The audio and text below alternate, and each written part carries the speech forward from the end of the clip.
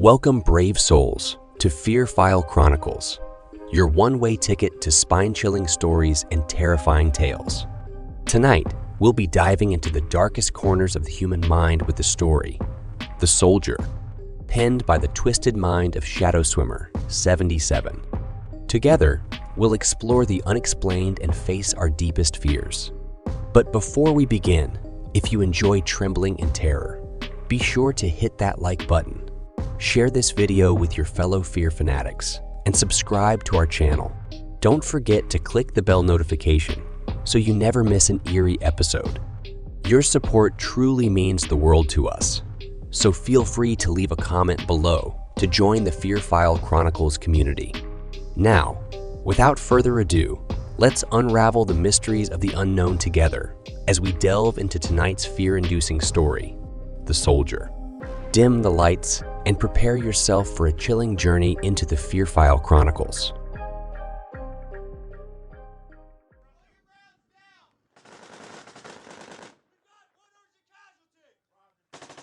I can hear the screams of men and gunfire. I can smell their fear. They know something is in the dark. Something strange, menacing, and very, very hungry. Oh, God! The fuck is that? It hurts. Please don't. No! I wake trembling in a cold sweat, sheets tangled around my legs. I look across the bed to the nightstand, the green LED lights telling me it's 4:30 a.m. It was the dream again, the same dream. I glance reproachfully at the remains of a fifth of whiskey and a half-empty bottle of sleeping pills lying on its side by the clock. They've never kept the nightmare from me before, but I still have hope it's just a question of finding the right quantity. My hand's still slightly shaking. I grab the bottle and take a healthy swallow, then drop it empty to the puke green-colored carpeting that passes as decoration in my bedroom. It burns, but that's just fine. Knowing I will never get back to sleep, and with only another 30 minutes before I had set my alarm to wake me anyway. I throw on coffee and jump into the shower. It's cold, but that's just fine too. I stand there, arms bracing me against the wall, head bowed under the frigid stream of water, and try to forget. I stay like that for several long minutes. Finally, when my skin is practically blue, I get out and towel off, shivering from the chill. My name is Michael Landry, and today I'm a high school history teacher at the Haverbrook Prep School on the main line outside of Philadelphia. The shower is just what I needed. Already, the vivid horrors of my dream have begun to slowly fade back into my subconscious. I know all too well that they'll be back in full force when I manage to finally drift to sleep tonight. But even this slight reprieve is welcome. I look into the mirror and decide the dark bags under my eyes can be attributed as much to a genuine lack of sleep as my ill-advised bender. I quickly run a razor over the rough stubble of my beard and briefly attempt to tame my mop of brown hair, still sticking up at odd angles. Not that long ago, I'd have gotten reprimanded if it was half this length. I return to the bedroom and dress in the dark slacks and gray button-down shirt that has become my unofficial teaching uniform. I've worn one uniform or another for most of my life, and consider it a shameful waste of time to spend too much effort worrying about what to wear. Moving to the kitchen, I decide to take advantage of my unexpected time this morning and scramble some ham and eggs to complement my coffee. I note that besides the few remaining eggs and a half-eaten package of assorted lunch meat, my refrigerator is virtually bare, not counting a 3-day expired carton of milk and 2 cases of beer. I grimace at the trash can sitting next to the refrigerator, currently overflowing with empty takeout containers. Slapping the egg meat concoction between 2 slices of only slightly stale bread, I throw on my black pea coat to ward off the chill November air, grab my thermos, throw yesterday's graded quizzes into my valet, and head to the door. Gripping the coffee and valet under my arms and the sandwich in my mouth, I punch in the 6-digit code to my state-of-the-art security system. I step outside and fumble with my keys to work the 3 separate deadbolts, securing the giant steel slab that serves as a front door to my first-floor apartment. All these extra precautions might seem a bit much, but Overbrook makes up for its insanely cheap rent with an even more astounding crime and murder rate. With that in mind, I probably would have considered upgrading my security, even if events 3 years ago hadn't shown me exactly how many scary things existed in this world. That experience is also what prompted me to start carrying the tiny Glock currently concealed in my ankle holster. I'm on good terms with Gabe Parr, the aging head of security at the school, who generally shares my view on gun control. Make sure you're the one with control of the gun. Gabe had been enlisted 20 years in the Army, just missing the tail end of Vietnam and retiring as a master sergeant following the first Gulf War. Sounding like a cross between Sam Elliott and Ernie McDermott, he is all NCO, crusty, hard-bitten, and essentially every platoon sergeant I've ever known rolled into one. Even after finding out that Haverbrook had no weapon searches to speak of, I revealed to Gabe that I carried shortly after starting the job. I reasoned his position would make him the most likely person to find my gun during the course of a normal workday. To my surprise, he was completely supportive. I would later learn some of the circumstances behind Gabe's enlightened opinions. On one occasion, we had gone out for drinks. He confided in me that his youngest son, Billy, had been killed 2 years earlier. His boy had been 16 and carrying $5 on the way home from evening basketball practice when he was approached by a strung-out junkie looking to score some quick cash. The lone witness to the crime said the druggie took the money, then, apparently angry that his efforts had been wasted, shot the boy out of spite. Unfortunately, the witness had been unable to clearly identify the junkie's features in the gathering dark. The murderer was never caught. Suddenly, Gabe's unique perspective became crystal clear. The walk from the train station to Haverbrook is a short one, and I find myself walking past the large asphalt parking lot and up the wide cement-lined path to the main entrance just a few minutes past 6. The entire building is a study in architectural extravagance. Enormous granite archways, steepled turrets, and literal tons of red-brown brick make the whole gala resemble more an exclusive postgraduate university than a college prep school. The official seal is carved into the peak of the entryway arch. Its motto, Mens Corpus Animus, proudly emblazoned beneath. I spot Gabe as I pass through the archway into the entry hall. He is manning the main door himself, as he does every morning. Once during my first year, I asked him why. Mike, I man the front because when the shit hits, I want it to go through me first. 20 years in, through more action than I can remember, ain't anything in this world can walk through that door that I ain't fought, fucked, or blown up more than twice. So, while some greenhorn's busy pissing hisself, I've already drawn and put 10 rounds in the motherfucker. Center mass. I couldn't argue with his logic. Morning, Gabe. How's it going? Not so bad, Mike. Only sort of wanted to gnaw through my arm at the elbow when I woke up and saw wife number 3 this morning. Still a marked improvement over the last one. He spits into the used styrofoam coffee cup he has perpetually in hand, a huge wad of tobacco wedged in his lower lip. Good to hear. We still on for hitting the bar tonight? Depends. You still drink that Yingling bullshit? You know it. When you gonna give that shit up and move to a real American beer? Like Bud? Gabe, we've been over this 100 times. Yingling is American. It's brewed in Pennsylvania. Hey, not that I care, but didn't the dean tell you not to dip on the job anymore? Sure did.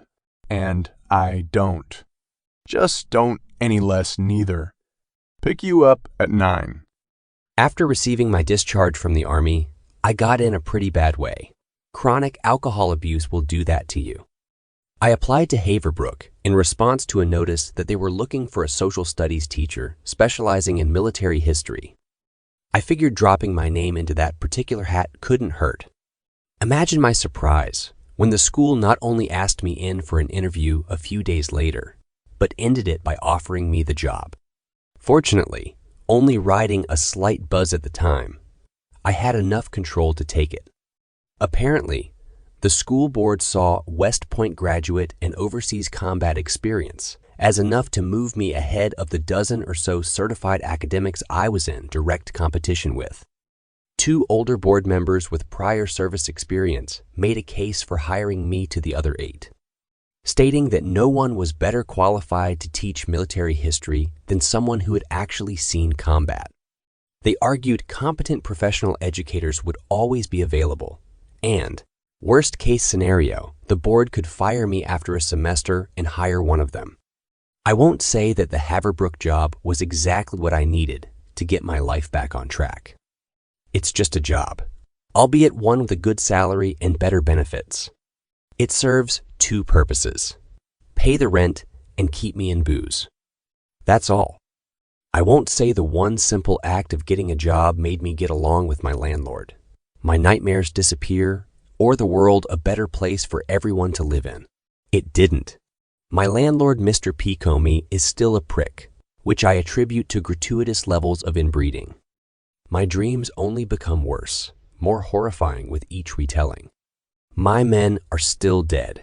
Officially founded in the early 1900s, Haverbrook can actually claim history back to pre-revolutionary times, when a one-room schoolhouse stood on the very spot. That first tiny structure only occupied one small corner of the total grounds allotted to the school, which actually encompass almost 20 square miles of rolling wooded terrain. The athletic compound is by far my favorite building at Haverbrook, specifically because one of the many perks associated with being a faculty member is unrestricted access to any and all of the equipment and facilities. Since I no longer have 2 hours of physical training scheduled into my day by the government, this fact alone has allowed me to stave off the approaching effects of middle age. Today is the last day of school before Thanksgiving break, so I decide to go for a run after class lets out. It's the perfect kind of weather for it, mid-50s and no breeze. Just warm enough not to start out cold, just cool enough not to easily overheat. The main gymnasium contains a locker room for faculty use, complete with a small bank of washers and dryers. Such amenities are convenient since they mean I don't need to be constantly transporting workout clothes back and forth on the train. Distance melts away as the ground speeds beneath my feet. Most days, I try to put in 5 or 6 miles on the winding forest paths, and there are enough of them that I only need to repeat routes every couple weeks. Today is one of the more difficult trails I frequent, 5¼ miles of almost constant elevation change. About halfway into the run, my legs are burning, and I feel my breathing shorten as I near the top of a particularly brutal hill. I pause at the summit for a moment to look back and take in the view. Vast acres of untamed wilderness stretch behind me. The crisp snap to the air makes everything seem somehow sharper. But in doing so, only accentuates the gray deadness that has insidiously leached into every aspect of the environment. Hazy, translucent clouds rise in front of a pale sun that seems a shadow of its normal self. It sets very early in the day now, and the shadows are already long. The deciduous trees that blaze like a campfire in the autumn rise up below me, now eerily foreboding in their stark nakedness. The faintest hint of wind stirs the branches. Its passing causes the trees to sway and groan with almost malicious intent. I feel a shiver trickle down my spine that has nothing to do with the weather. These are woods from the darkest fairy tales. These are woods that are alive.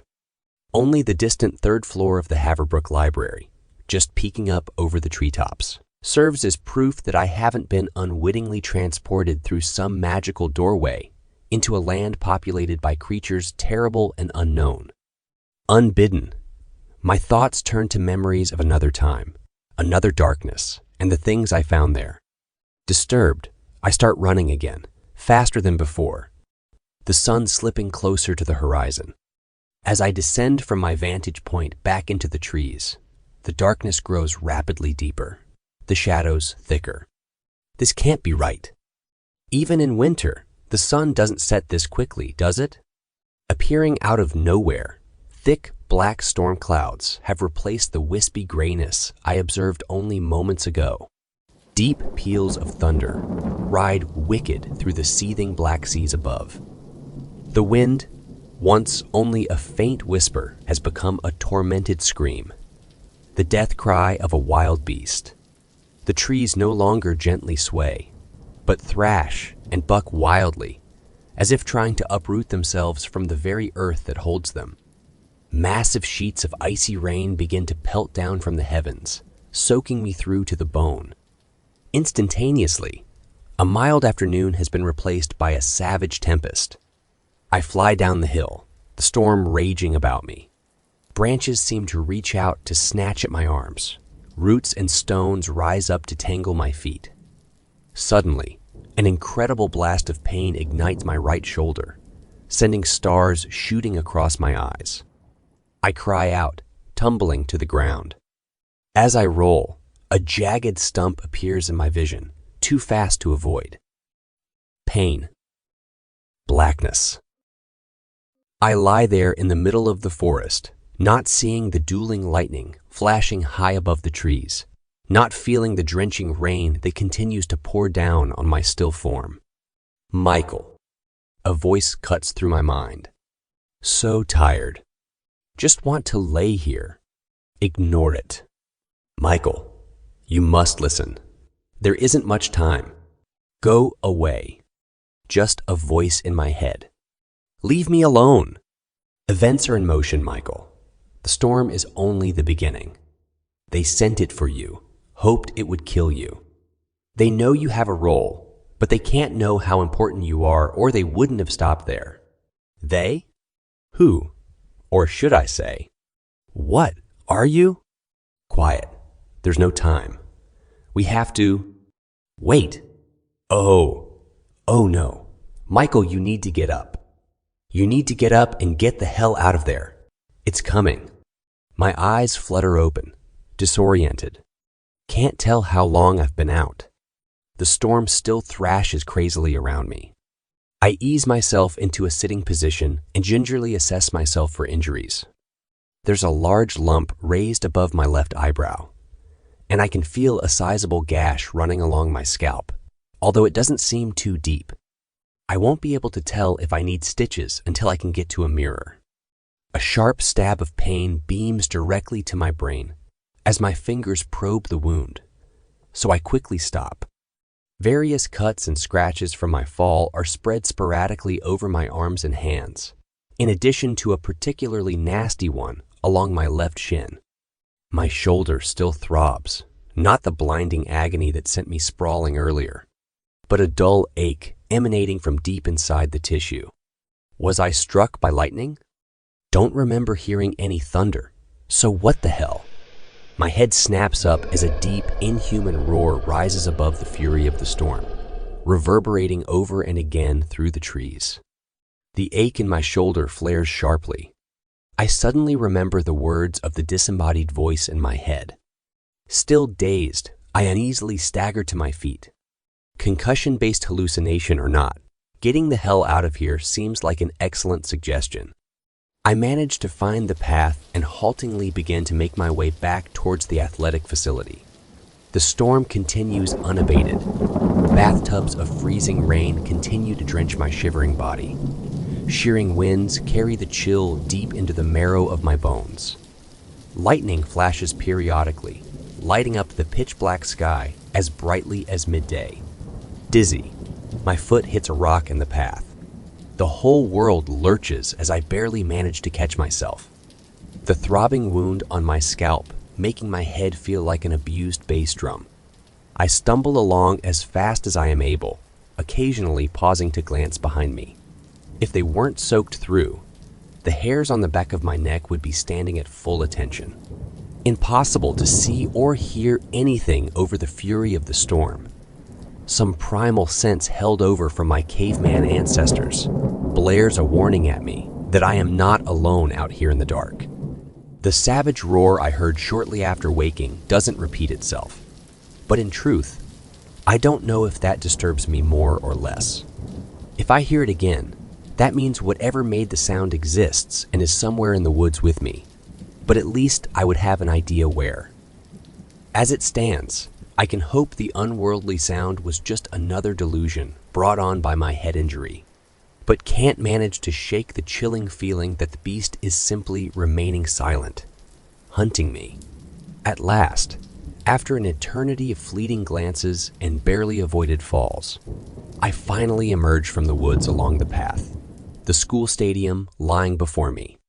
The electric lights of the gymnasium, several hundred yards down the paved walkway, burn cheerfully, oblivious to the violent events of the night. I urge my wooden legs to greater efforts and blessedly make it to my destination. Throwing open the door and tumbling inside, I sit there sprawled in the facility entryway, trembling from the cold and fear, watching the storm rage outside. After what must be several minutes, I manage to gather the will to painfully regain my feet and work my way through the building and down the long corridor to the faculty locker room. The building is deserted, the silence making the noises of my struggling movements seem all the louder. For a moment, I wonder at the complete lack of people before remembering virtually all sports practices have been canceled in lieu of the pending week of vacation for the Thanksgiving holiday. Gaining access, I immediately move to the row of sinks and the mirror to get a better assessment of my injuries. The bump above my eye is considerably swollen and will soon turn into an ugly-looking bruise. On the plus side, the cut on my scalp is actually more of a scrape and doesn't appear to require stitches. The cuts on my arms, hands, and shin are superficial, but will hurt and itch like crazy while they heal. Suddenly seeing past the painful details, I struggle to recognize the haggard, beaten-looking figure returning my stare from the glass. You've had worse. God knows you've had worse. That time, that was a lot worse. I grimace, my reflection perfectly duplicating the motion. Turning on the faucet, I grab a handful of paper towels and begin to carefully dab at the dried blood and dirt around my cuts, not wanting to inadvertently open them again. Satisfied that they have closed up well enough to allow it, I strip off my sodden workout clothes, throw them into one of the dryers, and step into the shower. I set the water to scalding. I stand under the steaming water, trying to rub the kinks out of my neck. A small throb in my shoulder reminds me of the incredible pain that first sent me on the way to my current condition. Reluctantly, turning off the shower head, I dry myself, wrap the towel around my waist, and return to the mirror. Although certainly cleaner and free of the caked dirt and blood that previously clung to me, I still paint a terrible picture. The cut on my scalp shines red just below my hairline, and an enormous purple bruise has now begun to complement the generous swelling above my eye. I turn my back to the mirror and move my head, so that I can observe my shoulder in the reflection to see the scars located there. 3 long marks extend the length of my shoulder blade. The lines are jagged due to the poor nature of the canvas they were inscribed upon. Aside from the nightmares, they are the only proof I have of the reality of the most horrifying experience in my life. The terror and bloodshed that occurred in a Middle Eastern cave 3 years ago. Tonight, the marks are inflamed and wet, as if I had just received them instead of having worn them for so long. Had I not just showered, I'm sure fresh blood would still be oozing from them, though all of my other cuts and scrapes are closed and dried by this point. As if listening to my thoughts, tiny red beads slowly begin to well along their length as I watch in the mirror. Without warning, an intense pain radiates outward from the center of the marks. At that moment, 2 things happen simultaneously. First, all the lights in the locker room go out, leaving me in absolute darkness. Second, I hear the unmistakable sound of the main entry door closing and the slow steps of someone or something entering the building. The otherwise utter silence serving to augment the noise. The emergency generator kicks in, backup lights humming to life, and bathing the room in a weak amber glow. I run to my locker and hurriedly dress, almost tripping myself on my pants, taking care to loosen the Glock in its holster once I have it strapped to my ankle. I throw my coat on, twinging at the pain now continuously radiating from the scars, and grab my valet. The whole process only takes me about 30 seconds. A holdover from years of uniform drills in the Army, where soldiers who don't make the time limit are met with insidiously creative punishments. I creep silently over to the locker room door and gently ease it open just a crack, feeling slightly foolish. Odds are the noise I heard is just a student, or maybe a guard Gabe sent to check on the facility. Still, I can't shake the feeling that whatever is now occupying the athletic wing with me is somehow connected to the bizarre events that have already occurred this evening. Its arrival and the loss of power to the building seem too timely to be mere coincidence. I peer out and down the dimly lit hallway through the slit in the door. At first, I don't see the thing, not until its eyes catch the light, gleaming a sinister shade of red. My breath catches in my throat as a wave of pure terror thunders through my suddenly rigid body. My shoulder screams, almost as badly as in the woods. My mind is struck dumb. Crazed gibbering crowds out all rational thought. God, my God, it's just like that time, just like the last time. Got to be a dream. Got to be. Can't really be happening. I'm still unconscious on the trail from hitting my head. That's it. But this seems to be so real. What if it's not a dream? Then I have to move. Have to do something. Why the fuck does this keep happening to me? I'm only frozen for a single long moment until my brain unconsciously kicks into analysis mode. This feeling of unreality is disturbingly familiar. But other than the fantastic nature of my subject, it's not so different from some reconnaissance missions I've been on. 20 yards down the hall, the creature stands on two legs and appears to be about 8 feet tall. Definitely not a student. Not a guard either, unless Gabe decided to try out some biomedical mutants in the rotation. Other than its immense size, I can't determine any further details about the entity because of the way the shadows seem to bend around it, almost as if light is absorbed once it gets within about a yard of the creature. As I watch, it raises its head as if sniffing the air. A chill runs down my spine as I realize that's probably exactly what it's doing. Its head snaps forward, its incredible blood-red eyes fixed directly on the door concealing me. Ever so slowly, it begins silently stalking down the hallway, hunched into a hunting posture, moving with the powerful grace of a natural predator. My fight or flight response frantically initiates. Logically, I have no knowledge of the identity of the creature, and the Glock only holds 7 bullets. Something that size. It's possible the gun would be empty before successfully incapacitating it. The military doctrine drilled into me stresses only committing to a fight when possessing knowledge of the enemy, initiative, and a decisive advantage. At this point, I lack all of those.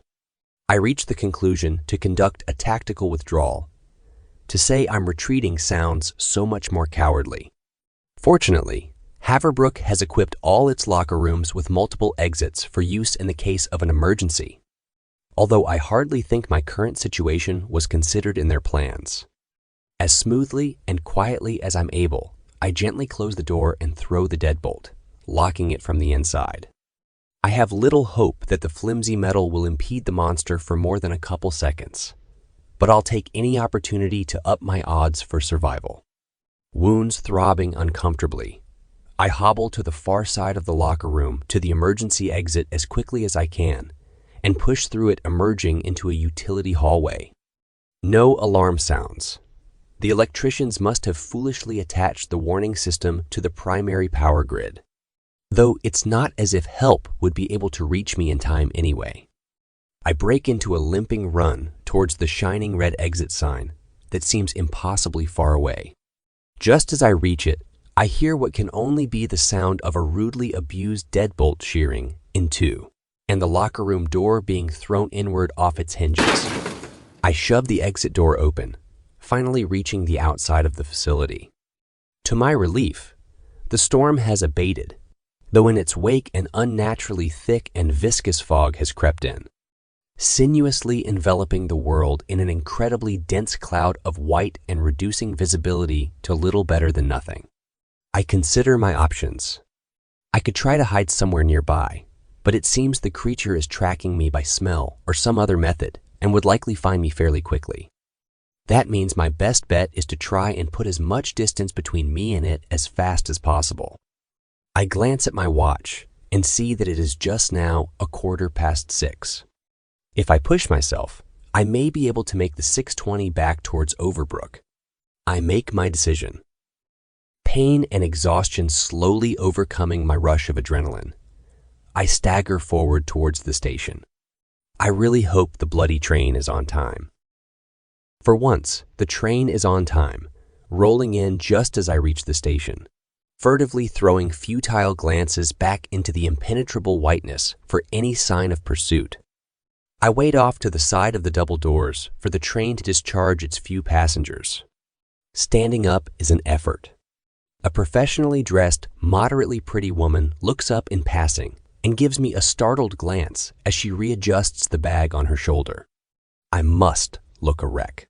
The sickly smile I return only seems to disturb her more. I enter the car and fall onto one of the hard plastic benches facing the rear of the train, roughly dropping my valet next to me.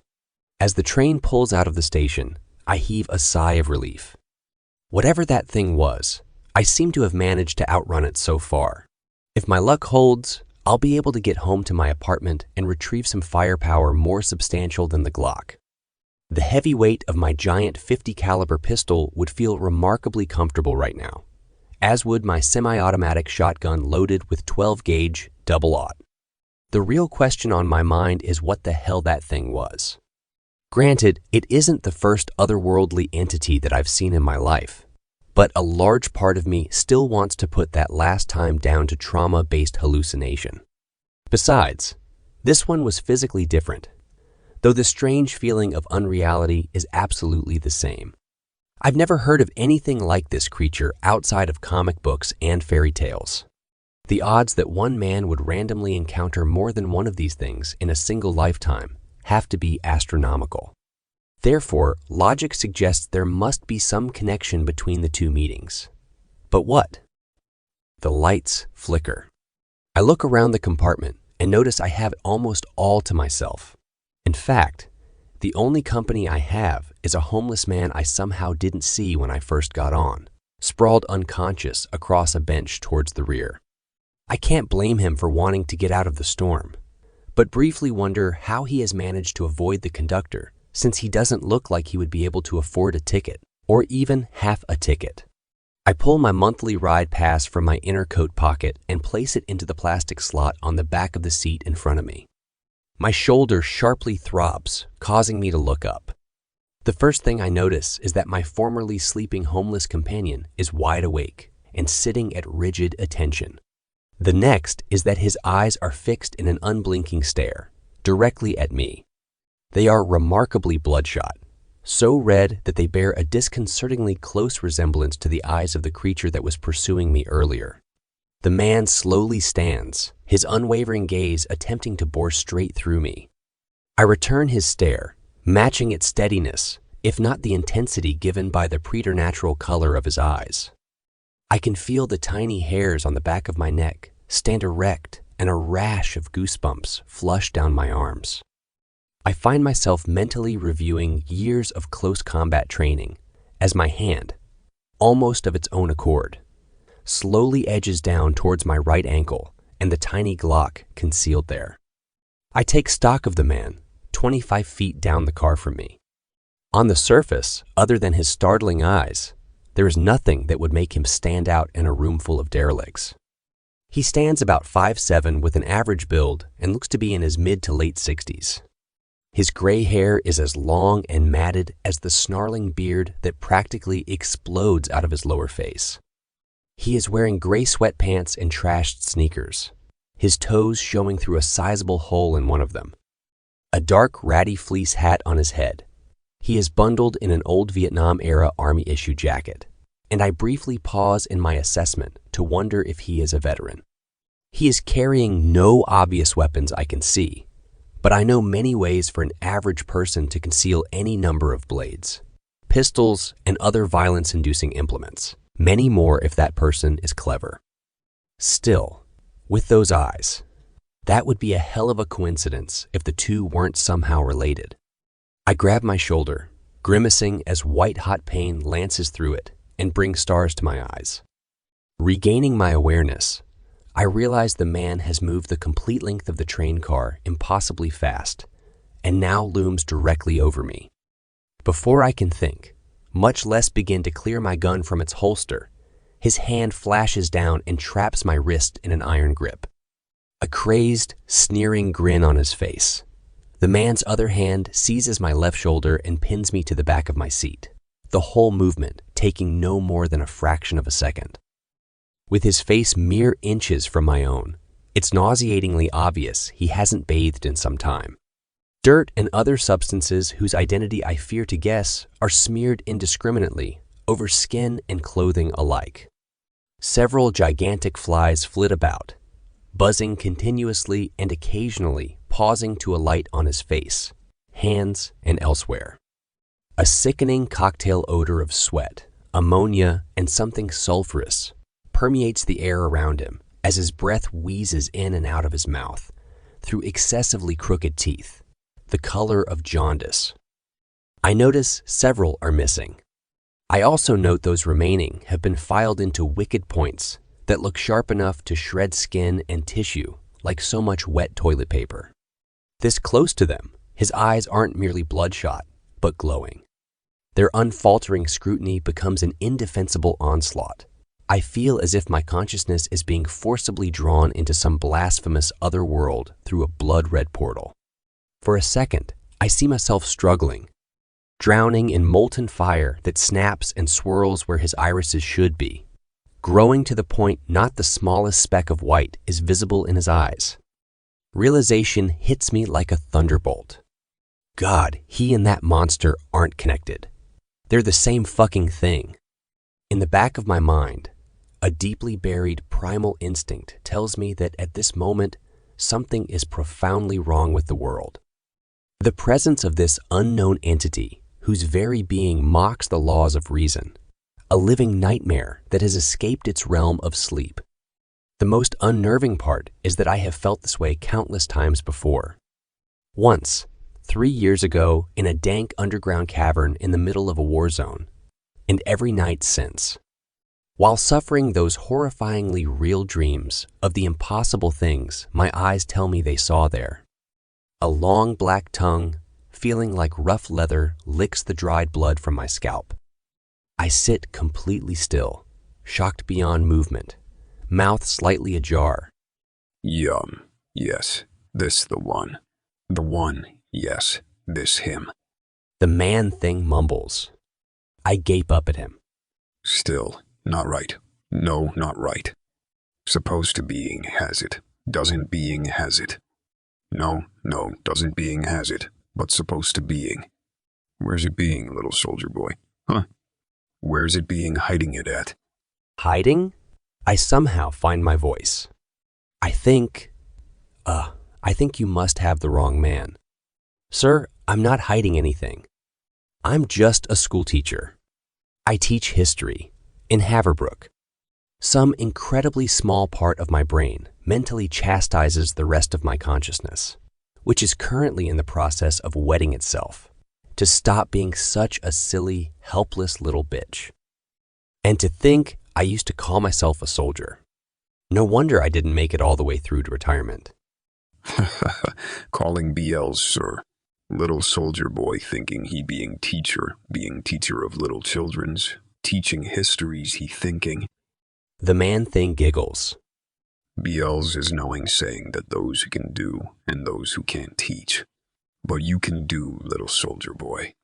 Little soldier boy can do, and little soldier boy will do if BLs would let little soldier boy do.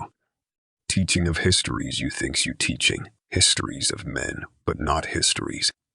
Not right histories. And little soldier boy not one to teach them. Little soldier boy one to being doing things. Little soldier boy's being doing if BL's being letting him. But BL's not supposed to being letting him. No, but BL's not sure if BL's supposed to not being letting him if little soldier boy not being has it. Little soldier boy, the one supposed to being has it, but something being wrong. Supposed to being here, but being here not. We're being it, little soldier boy. A small, angry spark seems to flare in my mind, and I manage to offer up at least the pretense of resistance.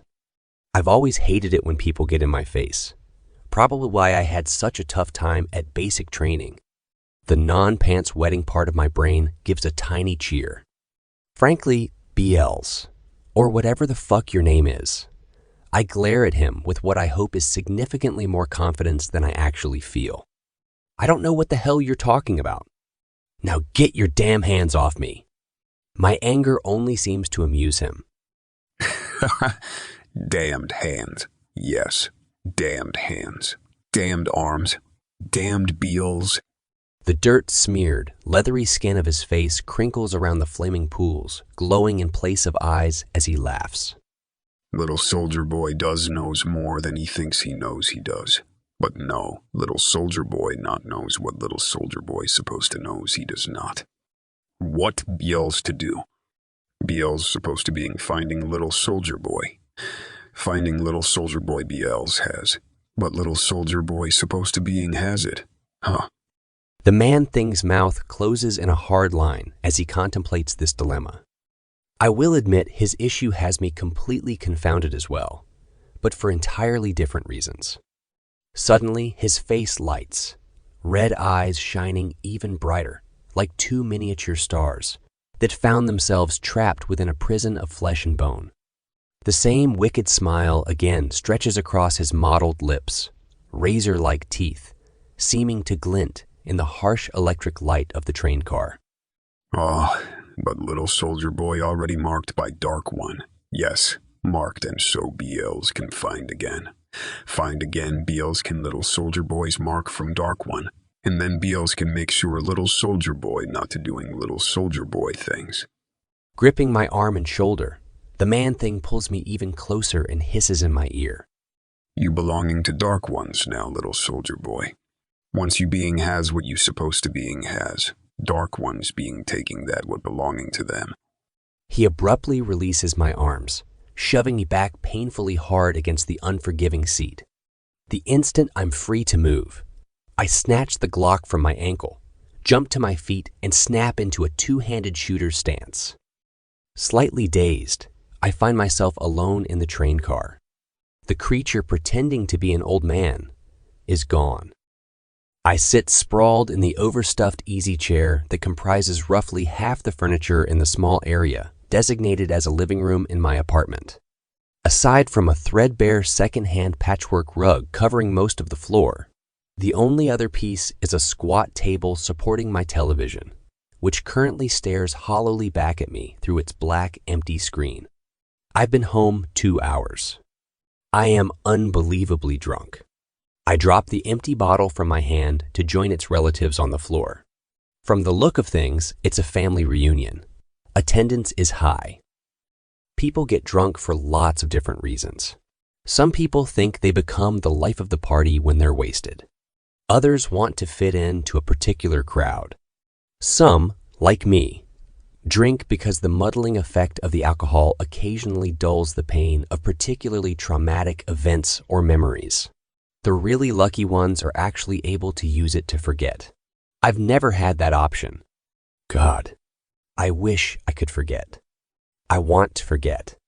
For me, the alcohol only takes the edge off the memories. Sometimes. Most of the time, it doesn't even do that. The buzz just sort of gives me something else to focus on. But like tonight, if my thoughts happen to turn to that time, to that place, to that thing, I shudder involuntarily. God, so much blood, so much pain, so many screams, so damn many. I lurch up from the chair and run, staggering to the bathroom, flinging myself at the toilet. I barely make it before an inadvisable amount of alcohol forcibly removes itself. Twice. I stay hunched, clinging weakly to the bowl. All hail the porcelain god. Sometime later, satisfied that I have finished retching for the moment, I return to the living room, stopping by the fridge to grab another beer along the way. I just threw up a bunch of alcohol. Need to keep up the pace if I don't want to start sobering up. I settle back into my chair. As always, despite my best efforts, I have perfect recollection of the evening's events. After my encounter with the unworldly thing disguised as an old man on the train, I frantically searched the car for any sign that it was still there, or where it might have gone, or how it got there. I went over the length of the train car for a second time, replaying the sequence of events yet again, trying to convince myself that the whole thing was just a dream, that I'm not crazy when the Overbrook stop arrived. I picked up my valet and exited the train, the Glock still held in my right hand and concealed in my coat pocket. From that point, I think my brain shut down for a little while. I remember the walk home, but it's like looking at it through a thin film of gauze or underwater. The motions seem slower, the time takes longer. Fog still crowded around me, but I hardly noticed the lack of vision its sinuous creeping provided. I have walked the path 100 times, my legs worked on autopilot. I was about a block away from my apartment when the man spoke to me. Hey man, that's a nice fucking coat. I turned slowly towards the voice, aware but not aware. I could feel my body move, but like a puppet on strings pulled by someone else. I dimly comprehended the two men facing me under the muted glow of a streetlight, barely more than boys really. In a different world, I might have taught them history. God knows what circumstances forced them outside on a night like this. Doesn't really matter.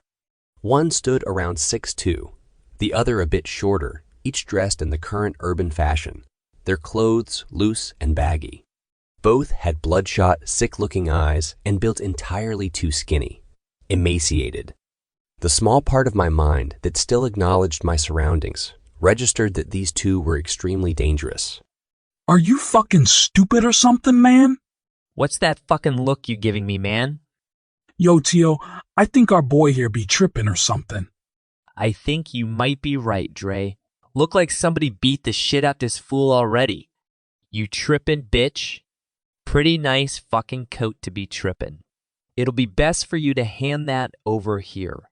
The smaller of the two cautiously approached me from the side, wary as if I were a sleeping dog that might suddenly wake and decide to take a snap at his hand. In a way, I suppose I was.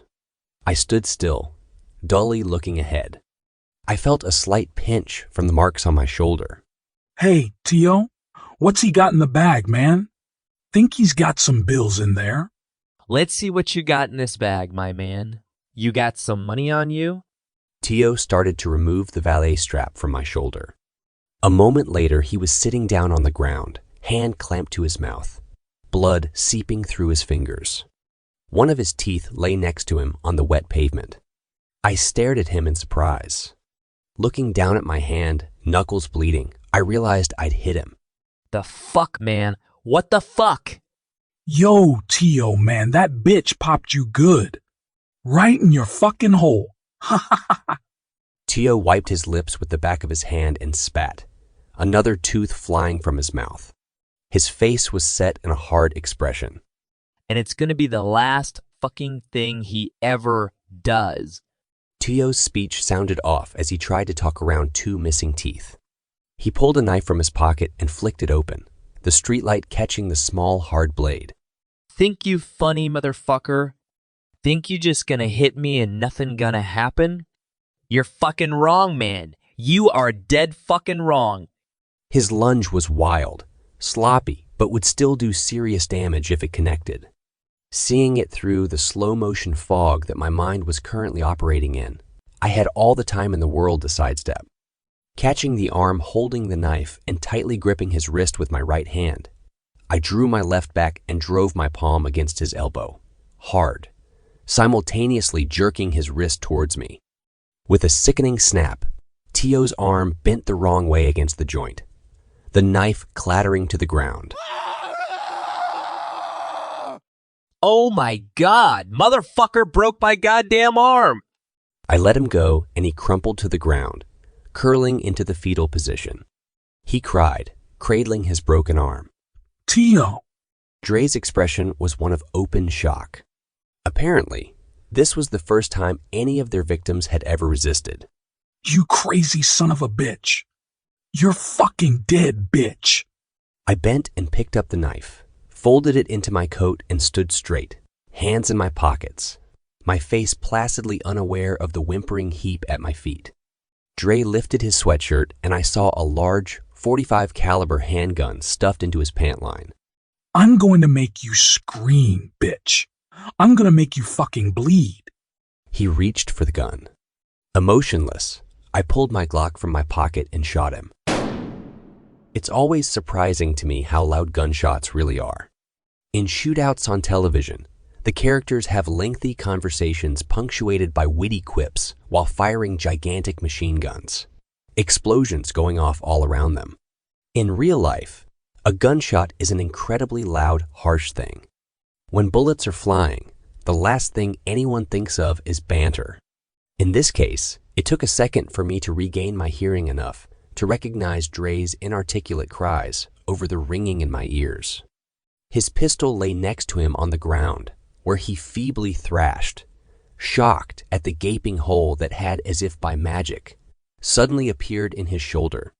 I calmly stepped over and kicked the gun away, sending it skittering across the street. I stood over the wounded man, frowning. Just because things didn't work out for them tonight doesn't mean a thing. Next time, it might be someone else they try to mug. Next time, it might be Billy Parr. A bright flash of rage flared up inside me.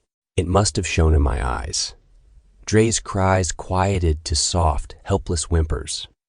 I pressed the barrel of my Glock to his cheek and roughly gripped his wounded shoulder, painfully hauling him to a standing position. I should kill him. It would easily be justified as self-defense. Already tonight, I've seen there are monsters in the world that I'm powerless to do anything about. I should take care of the ones I can. Dre's eyes went wild. He began pleading. Please, please, man. Please don't kill me. We weren't going to hurt you. Please, man, I'm sorry. Please don't kill me. He started to cry uncontrollably, the harsh metal of my barrel still digging into the side of his face. I could smell that he had shit himself. Tio silently watched from where he lay, terrified on the ground. His broken arm bent unnaturally, fear plastered across his bleeding face. My finger tightened on the trigger. Suddenly, a sharp flare of pain emanated from my shoulder, wiping away the fog that had been clouding my mind. It's as if a veil was lifted. For the first time, I observed the situation with perfect clarity. I saw the hurt, frightened boy in my grasp, his hysterical breaths coming in short gasps. I saw myself as I must look to them, a wrecked, half-crazed madman with a gun. My God, what am I doing? Dre grimaced as I dug my thumb into the bullet hole and leaned in close, talking low into his ear. You and your friend go to a hospital. Stay out of my neighborhood. If I see you again, you'll consider this night a pleasant memory. I let him go and he bonelessly fell to the ground with a cry of pain. Tio managed to get enough control of himself to help Dre to his feet again. I numbly watched the two of them stumble off blindly into the fog in the general direction of a hospital, horrified at what I'd almost done. I looked down at the gun, still gripped in my hand, and shuddered. I reholstered the weapon, picked up the single piece of expended brass from the pavement, and put it in my pocket. The rest of the walk home was uneventful.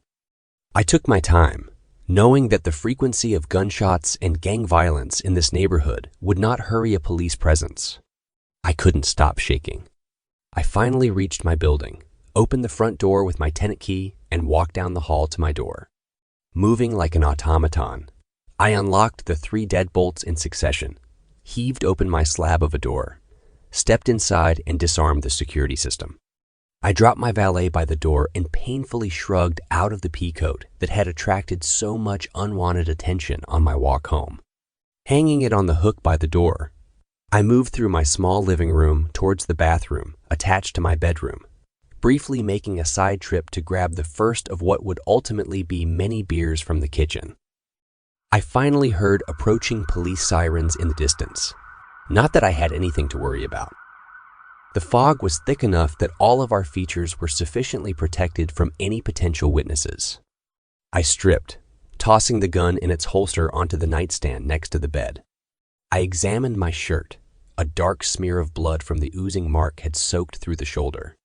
I checked over my wounds and confirmed my initial assessments. The scalp was ugly, but shouldn't require stitches. The lump above my eye wouldn't win me too many beauty pageants, but once the swelling went down, would be fine. I may even look almost normal by the time classes resume after Thanksgiving next week. All my other scratches and cuts were superficial, although the itching as they heal will be considerably uncomfortable. Most curiously, the mark on my shoulder had reverted to looking like it always had. Dead pink scar tissue. Without the stain on my shirt as testimony, I would be inclined to believe I had imagined it bleeding earlier. Even though I just showered before my escape from the school, the ensuing events left me with a decidedly unclean feeling. The frigid roar of water from the showerhead was blessedly welcome. I stood there for long minutes, taking deep pulls from my drink. Toweling off, redressing, and about 15 beers later, find me in my current position, slouched in my armchair, drunk as hell. As I sit staring into space and contemplating the pros and cons of another drink, a sharp 3 raps issue at the door and cause me to hurriedly lurch to my feet. Shit. Did that thing follow me? I have to get my gun. No. Think logically. That thing wouldn't be knocking. Maybe someone saw the earlier attack? Friends of Tio and Dre maybe. Gotta get a gun. No, wait. Could be police canvassing the area. But they've never done that before, even with that murder a couple months ago. Still, if it's the cops, I shouldn't answer the door armed. What the hell is going on? I unsteadily creep over to my giant slab of a door and stick an eye up to the peephole to find the stony features of Gabe Parr staring back at me. Right. Drinks at 9. Completely forgot. Can't imagine how. Haha. With a little effort, I managed to work the deadbolts and heave the door open enough to admit the school guard. Evening, Mike. You about ready to? He stops short on the threshold as he catches sight of my trashed features. The hell happened to you, boy? You look like you either decided to challenge a billy goat to a headbutting contest or made a pass at my first wife. Same difference. You get in a fight or something? Do we need to go kick some banger ass? No, Gabe. No fights. Well, I guess there was a fight, but that's not where I got these. The fight came later, and I kicked the shit out of those guys. Couple of junkies. Huh. Good. But then what in blazes did you do to yourself? That's a pretty nasty gash you got on your noggin there. Yeah, I was out running the trails at school when it started to rain. Slipped and took a header into a tree stump. It's fine. Shouldn't even need stitches. Hurts like hell though. Beer's been helping with that. Gabe steps farther into the apartment, a single raised eyebrow, the only sign of his disapproval as he sees the heaping remains of tonight's binge, littering the ground of my living room. Guess you went and got started without me. Sorry, Gabe. Totally slipped my mind that we were going out, what with the head injury and all. Pretty sure I should call off going out for tonight. But you're more than welcome to hang here for a bit. You want a beer? There's more in the fridge. I need another one too. Here, I'll go get 'em. Nah. Hang on there, Mike. Just hang on. I don't want a beer, and you sure don't need any more either. Looks like you already drank enough for both of us tonight anyway. He takes my arm, leading me back over towards my easy chair. Why don't you take a seat over here and I'll go rustle up a pot of coffee right quick and help you sober up some. Yeah? Hot anger flashes red across my eyes. I hate being patronized. Well, how about screw you instead? What do you think about that, Gabe? I don't want to sober up. It's my house, you piece of. Gabe's grip on my arm becomes suddenly hard and painful. A dull gray steel slides over the normal sparkle of his eyes.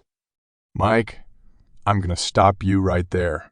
You obviously been through some stuff tonight, and I aim to talk to you in a bit here and help you work through that, but I'm not going to let you be self-destructive about it. Now, you got two options. You can either take a seat nicely and wait for me to go make a cup, or I can put you in a seat and go do the same. Same result, different way of getting there. You're smart enough to know which one will be less grief all around. Now, before you start getting ideas about trying to kick my ass too, you should probably consider something. You might be hot stuff with a couple of junkies like the pair you ran into tonight. Hell, you could maybe even hang with me on a good day. But right now, in your condition, you really don't have much of a choice in the matter. I become aware that Gabe has put himself in a calculated position where he possesses all the leverage to make both of our body weights work in his favor. So, what's it gonna be? As he applies the lightest bit of pressure to make sure he gets his point across, I feel how precariously overbalanced I am, even without the added effects of the alcohol. There's no doubt in my mind that Gabe could put me into the chair as easily as he says. Fine. I turn and slump into the chair sullenly. Asshole. Good choice. Now won't be but a minute. Then we can talk about what's got you in this state. You should probably think about what you're going to say, 'cause I'll tell you, boy, I've both seen and participated in enough benders to know it wasn't getting whooped on by a tree or thrown down against a couple of punks that set this off. You just sit there and think about it. For the next several minutes, I sit in my chair, glaring venomously towards the kitchen as I hear Gabe clattering about. Hey, Mike, where do you keep the coffee? Grounds are on the top shelf of the fridge. Filters are in the cabinet above the pot, I answer grudgingly. Got it. Thanks. Finally, I sigh and inwardly concede defeat. It's obvious that Gabe isn't going anywhere and that I'm in no position to do anything about it.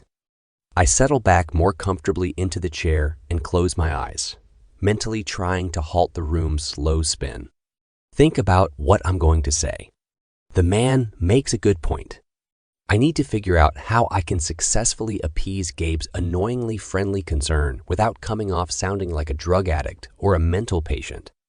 Relating the events as I actually remember them occurring sure isn't going to cut it. I found that out the hard way 3 years ago. All telling the truth got me was 6 months of psychiatric evaluations, a lifetime's worth of bad dreams, and a truckload of self-doubt and loathing.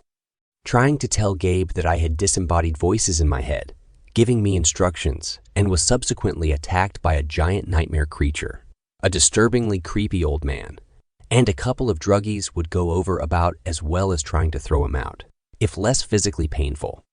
Best case scenario, he just thinks I'm crazy, tells me to get help, and I lose a perfectly good friend. Worst, he assumes I'm strung out on something and hauls me down to the drunk tank at the police station to sober up. Gabe re-enters the living room, holding 2 steaming mugs, and hands me one. He pops open the camp chair I keep against the wall for company and positions himself across from me. Taking a sip, he grimaces. That is some terrible shit.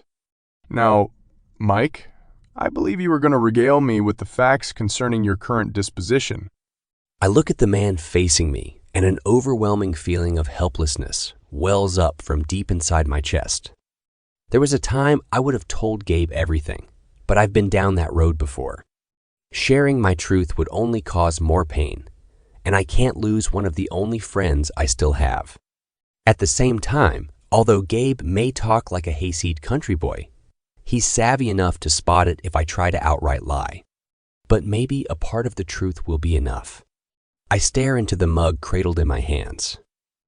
I almost killed a boy tonight, I say softly, almost whispering.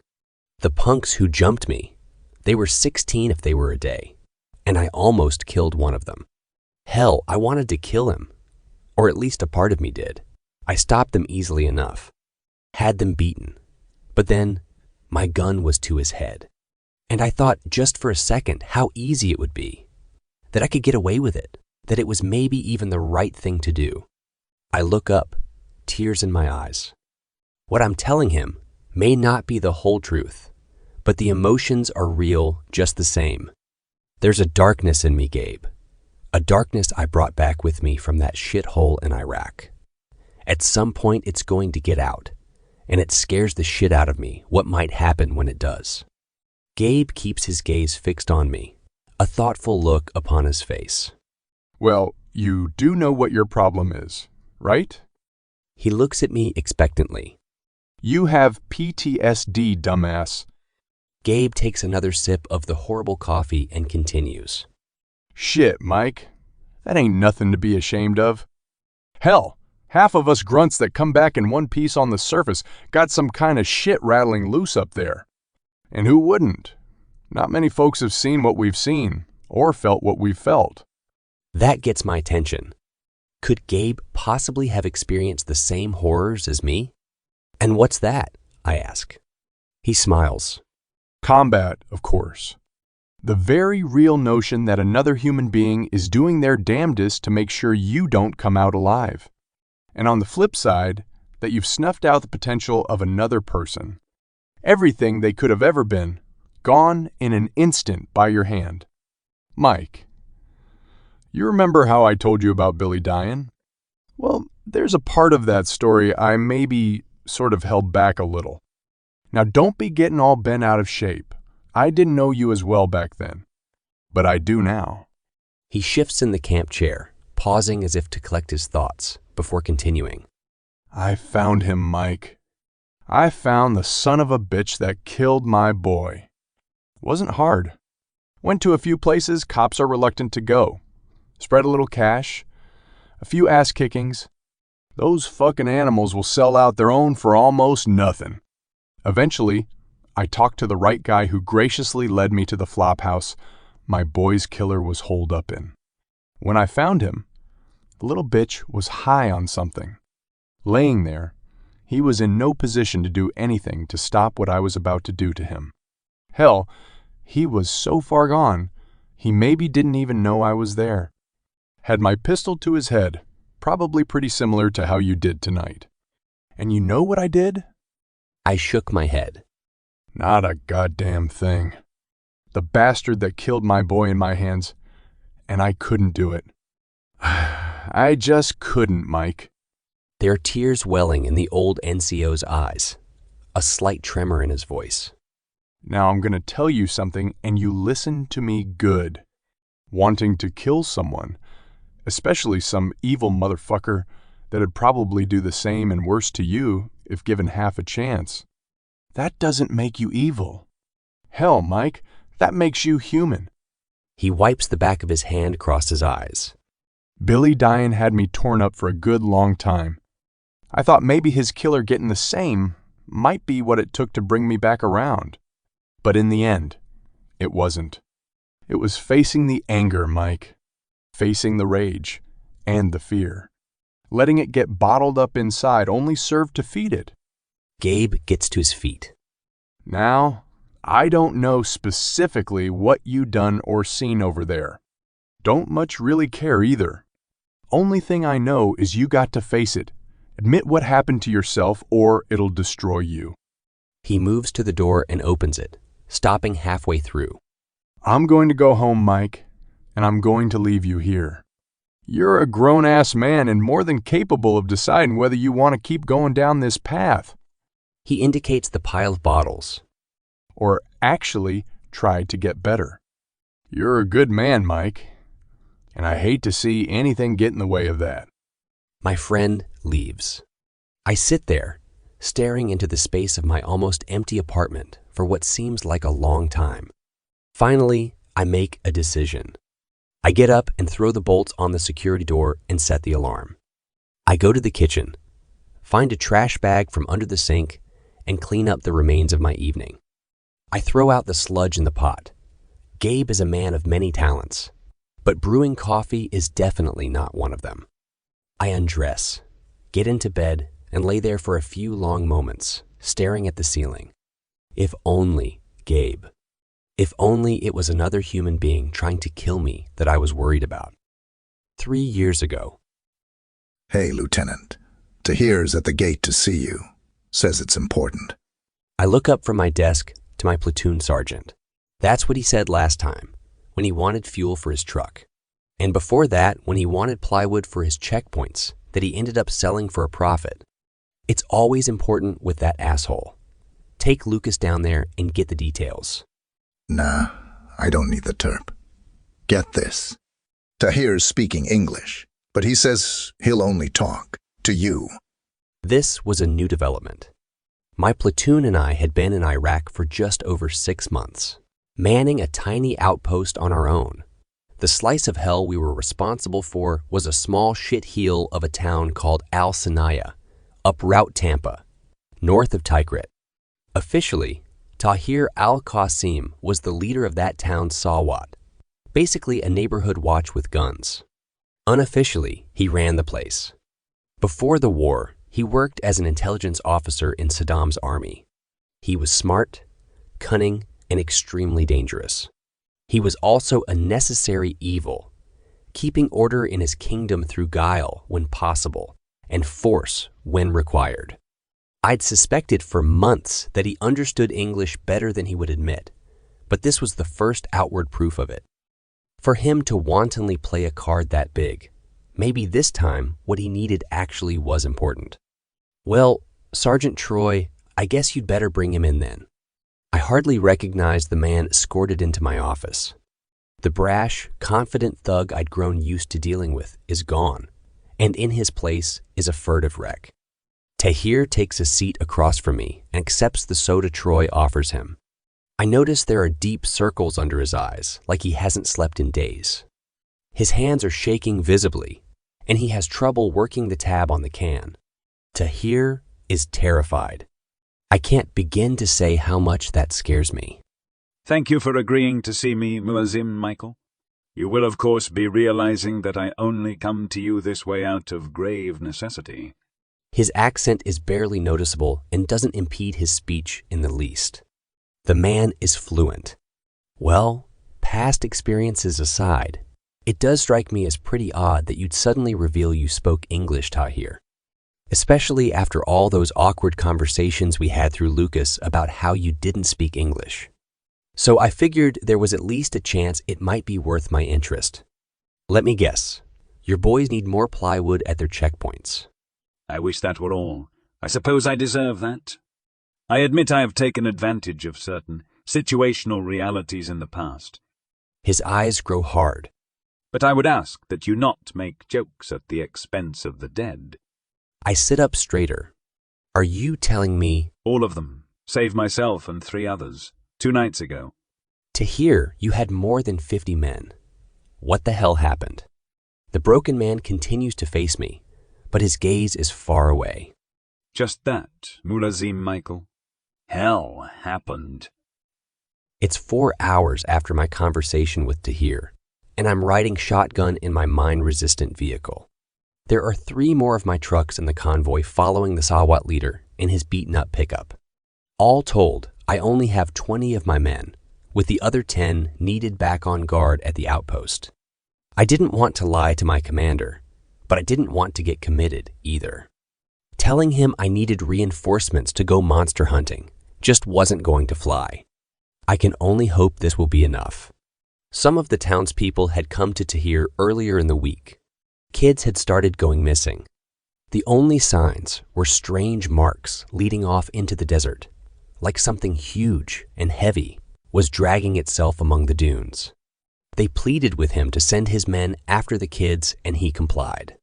Maybe he isn't quite the bastard I thought he was. Tahir managed to follow the marks to a natural cave dug into the side of a hill, out in the wastes, several miles from even rudimentary civilization. I'm still unsure exactly what to believe of the rest of Tahir's story. I've known the man for long enough to be sure that something happened, but God, I hope he's lying to me. Or crazy. Bandits and Baathist factions are one thing. Living nightmares that slaughter and eat your men in front of you. That's something else. It's twilight. the moon just starting to peek up over the horizon. Unfortunately, there's some nasty weather heading in. Not uncommon, as winter is the only time it rains here, and the clouds are going to block any illumination. Damn, but I wish we could have done this mission during the daylight. My gut tells me this could go sideways really fast. If I knew exactly what we were going after, a terrorist cell say, doctrine supports a night strike, since our tech is better than theirs. But going in on half-blind intelligence, and with the insane stories to hear spouting, I'm not too keen facing monsters in the dark. My conscience won't let me wait though. If kids are missing, and I'm sure Tahir's telling the truth about that, it has to be now. I briefed my men exactly what Tahir told me. It took me a little while to decide whether or not I was going to, but ultimately, I'd rather they have an idea of what we might be up against. Worst case scenario, I end up looking like a jackass. Best case, maybe it eliminates hesitation and saves lives. I can only hope we're so lucky. For anyone who's only ever lived in a city, it's almost impossible to appreciate how absolutely empty and dark the desert can be. Night has truly fallen now. And with the clouds totally blanketing the sky, only Tahir's headlights ahead offer a faint reminder of day. I've ordered my men to drive blacked out. Convoys at night are prey for even the merely human monsters. We left the road behind 30 minutes ago. Bouncing along, the dunes rise up on either side of us, too high for anyone but my gunner to see over. It's like traveling down a narrow hallway walled with sand. It's anyone's guess what's at the other end. I glance over at Robinson, my driver. His face is set, eyes straight ahead, hands tightly gripping the wheel. The banter that would normally accompany one of our missions is nowhere to be found. Abruptly, the way opens into a large clear area about 50 yards across and ringed by dunes. Ahead, the far end of the clearing is capped by a large hillock about 30 feet high. Tahir's headlights are fixed on a yawning hole at its base that seems to bore into the mound. He stops the pickup. I call over the radio. All right, boys. I guess this is the place. Establish a perimeter with the trucks around this clearing, then dismount. Drivers and gunners stay with the vehicles. Everyone else meet me in the center. Checking to make sure my rifle is loaded and my grenades are accessible in their pouches. I shove open the heavy door of the vehicle and step down to the ground.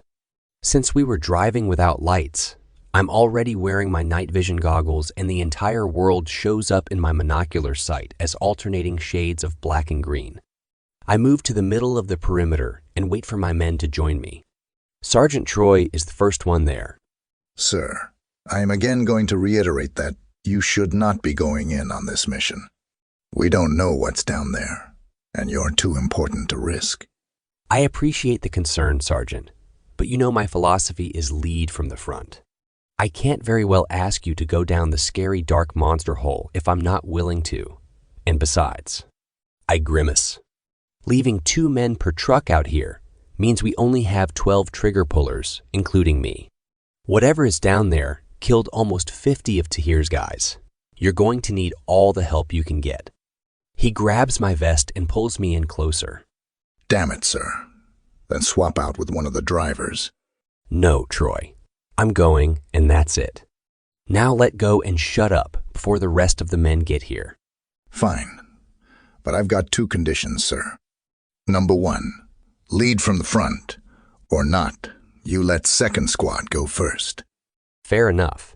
What's number 2? If shit starts going south in there, we are pulling your ass out of the fire. Sergeant, if things go south, I don't think you'll have the chance.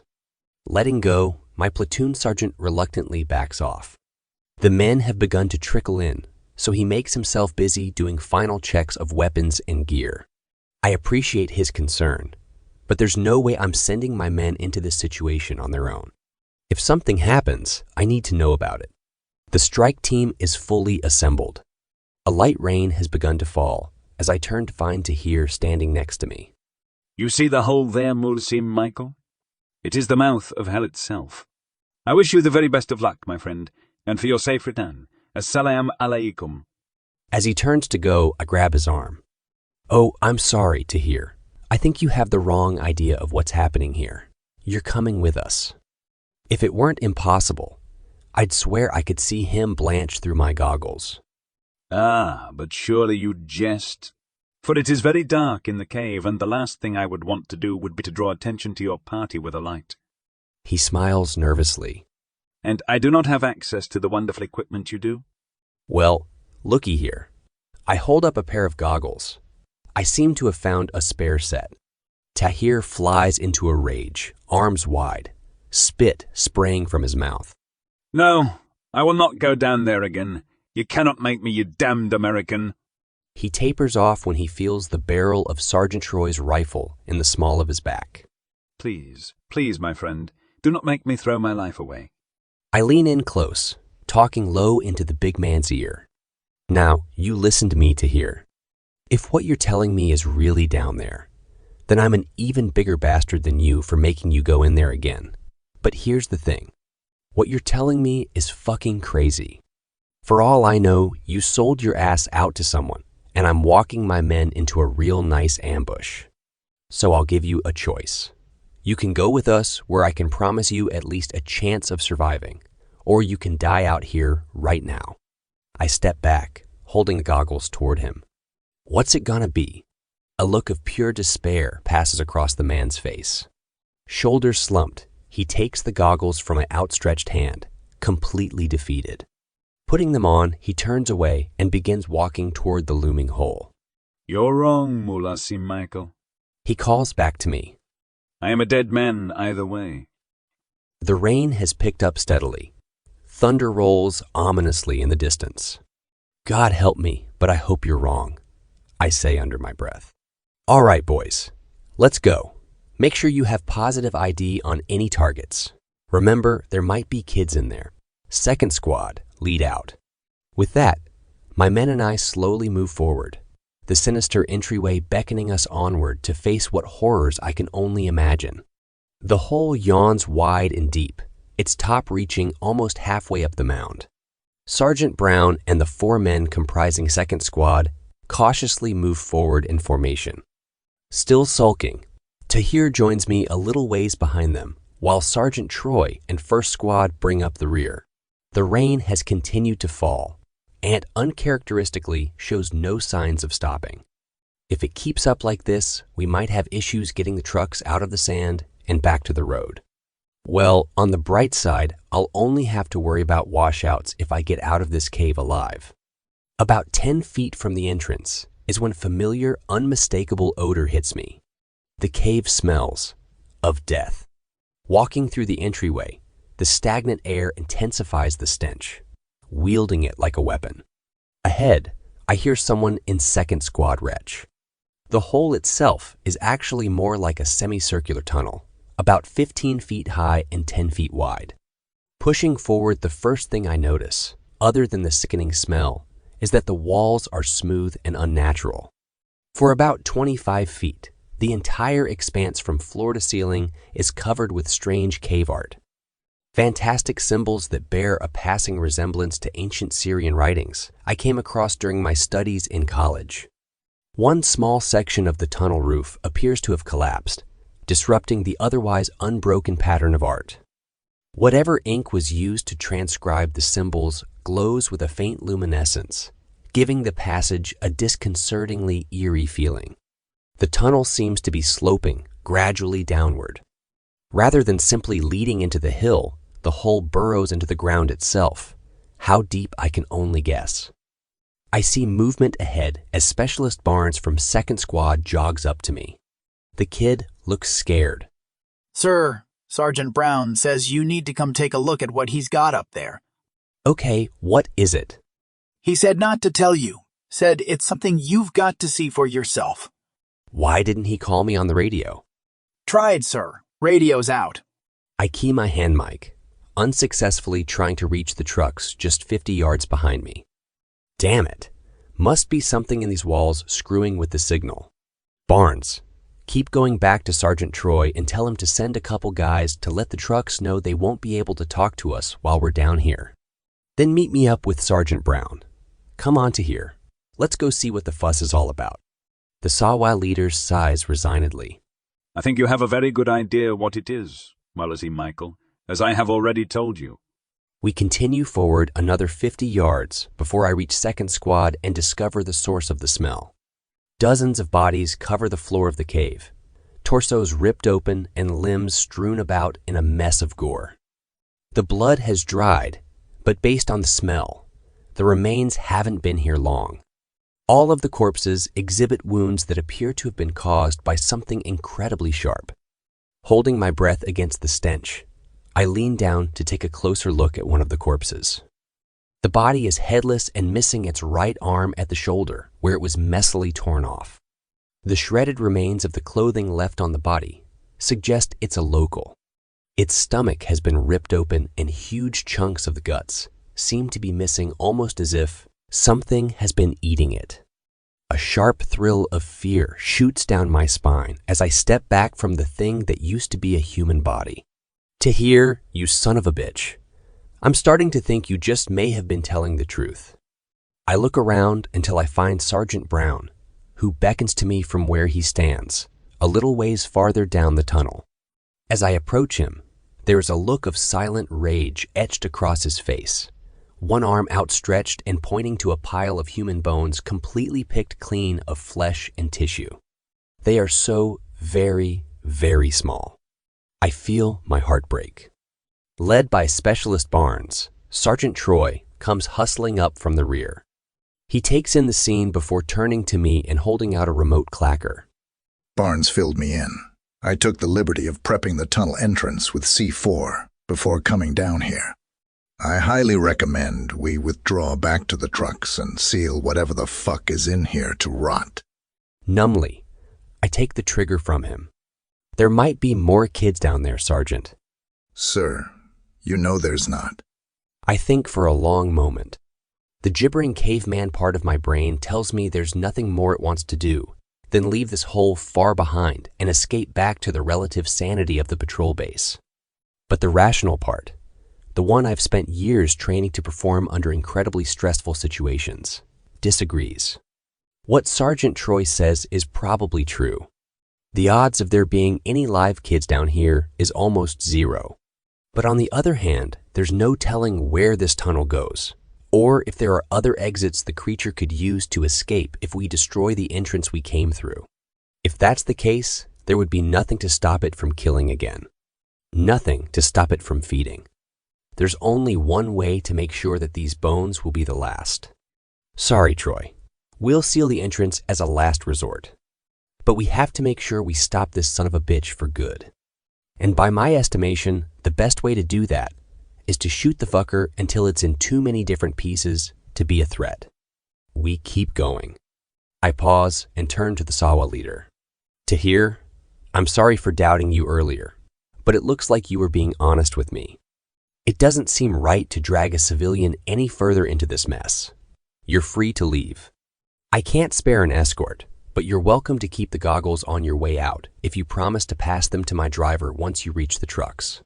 The big man grips my shoulder, a grave look upon his face. You are a good man, Mullesy Michael, and I think in different circumstances, perhaps a good friend. I shall wait for you at the entrance.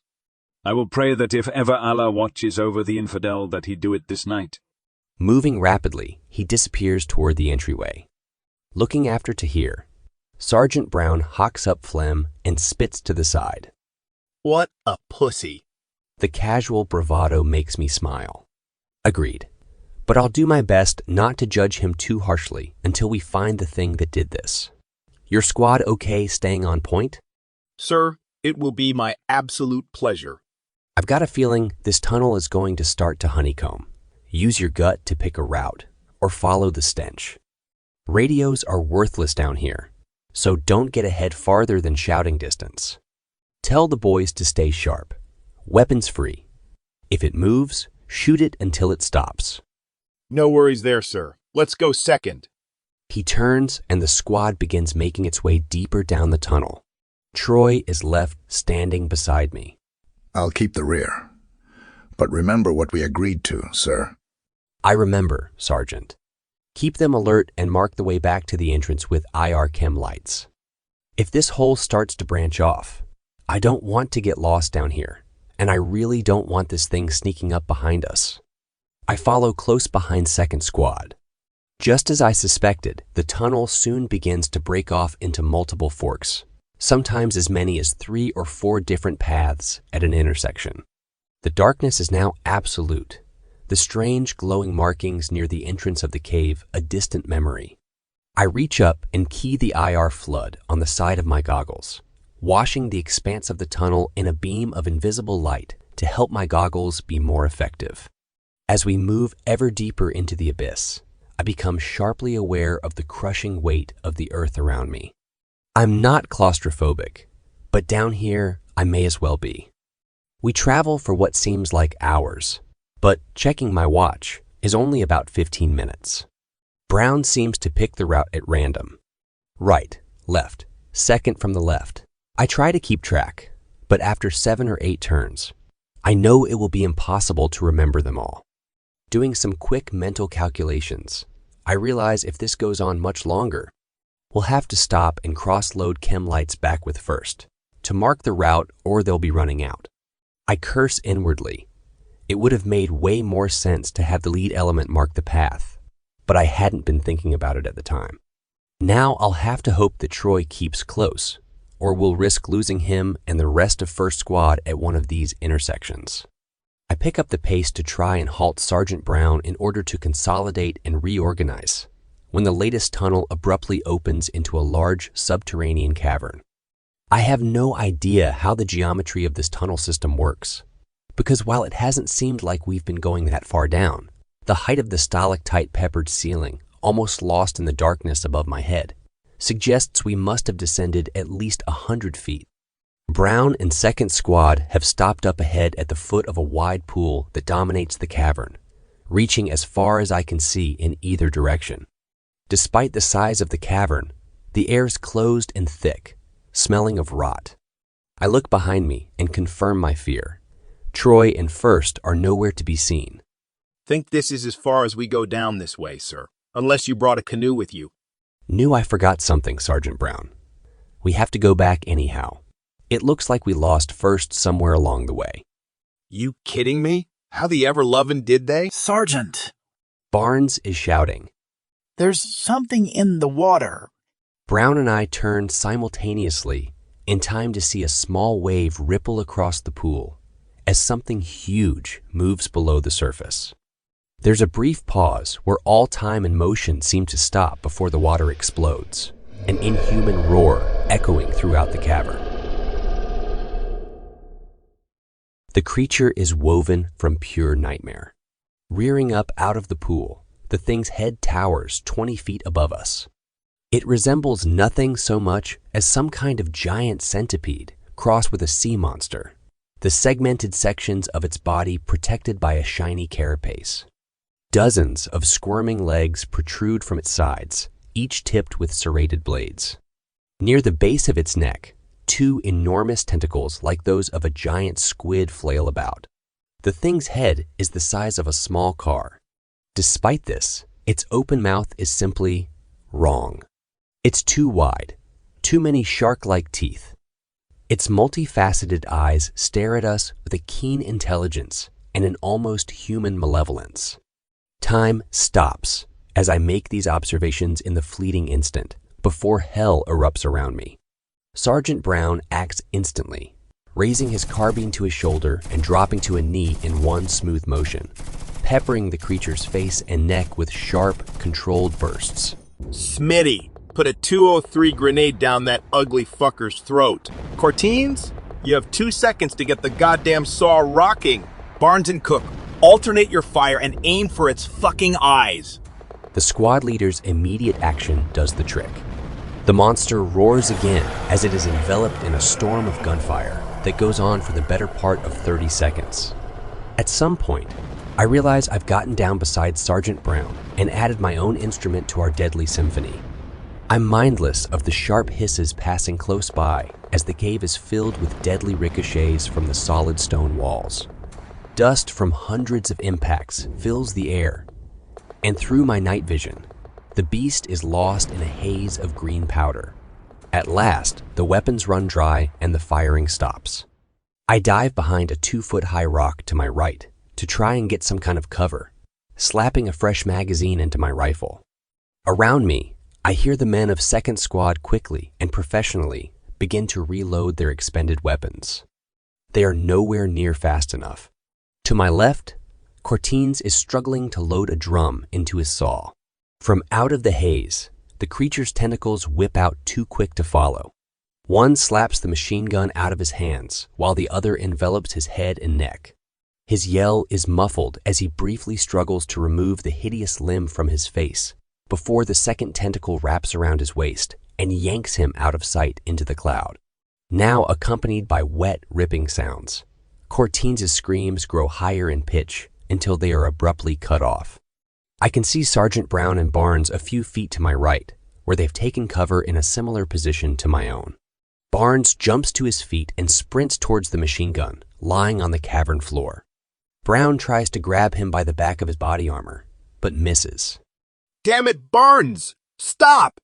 Smitty, get another grenade ready. That fucker's still out there. Cook, help me cover that idiot. Barnes slides up to the saw like a runner stealing second and ratchets the new belt into the weapon.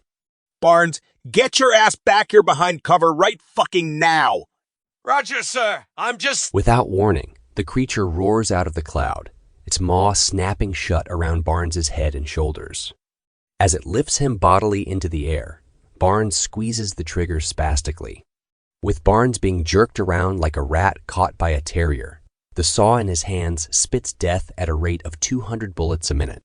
I try to make myself as small as possible behind my rock.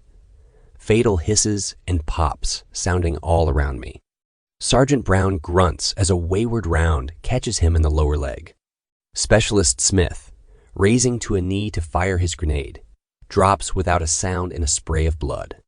From where I lay sprawled, I can see his unmoving form, a dark pool slowly collecting around his head. The firing finally stops.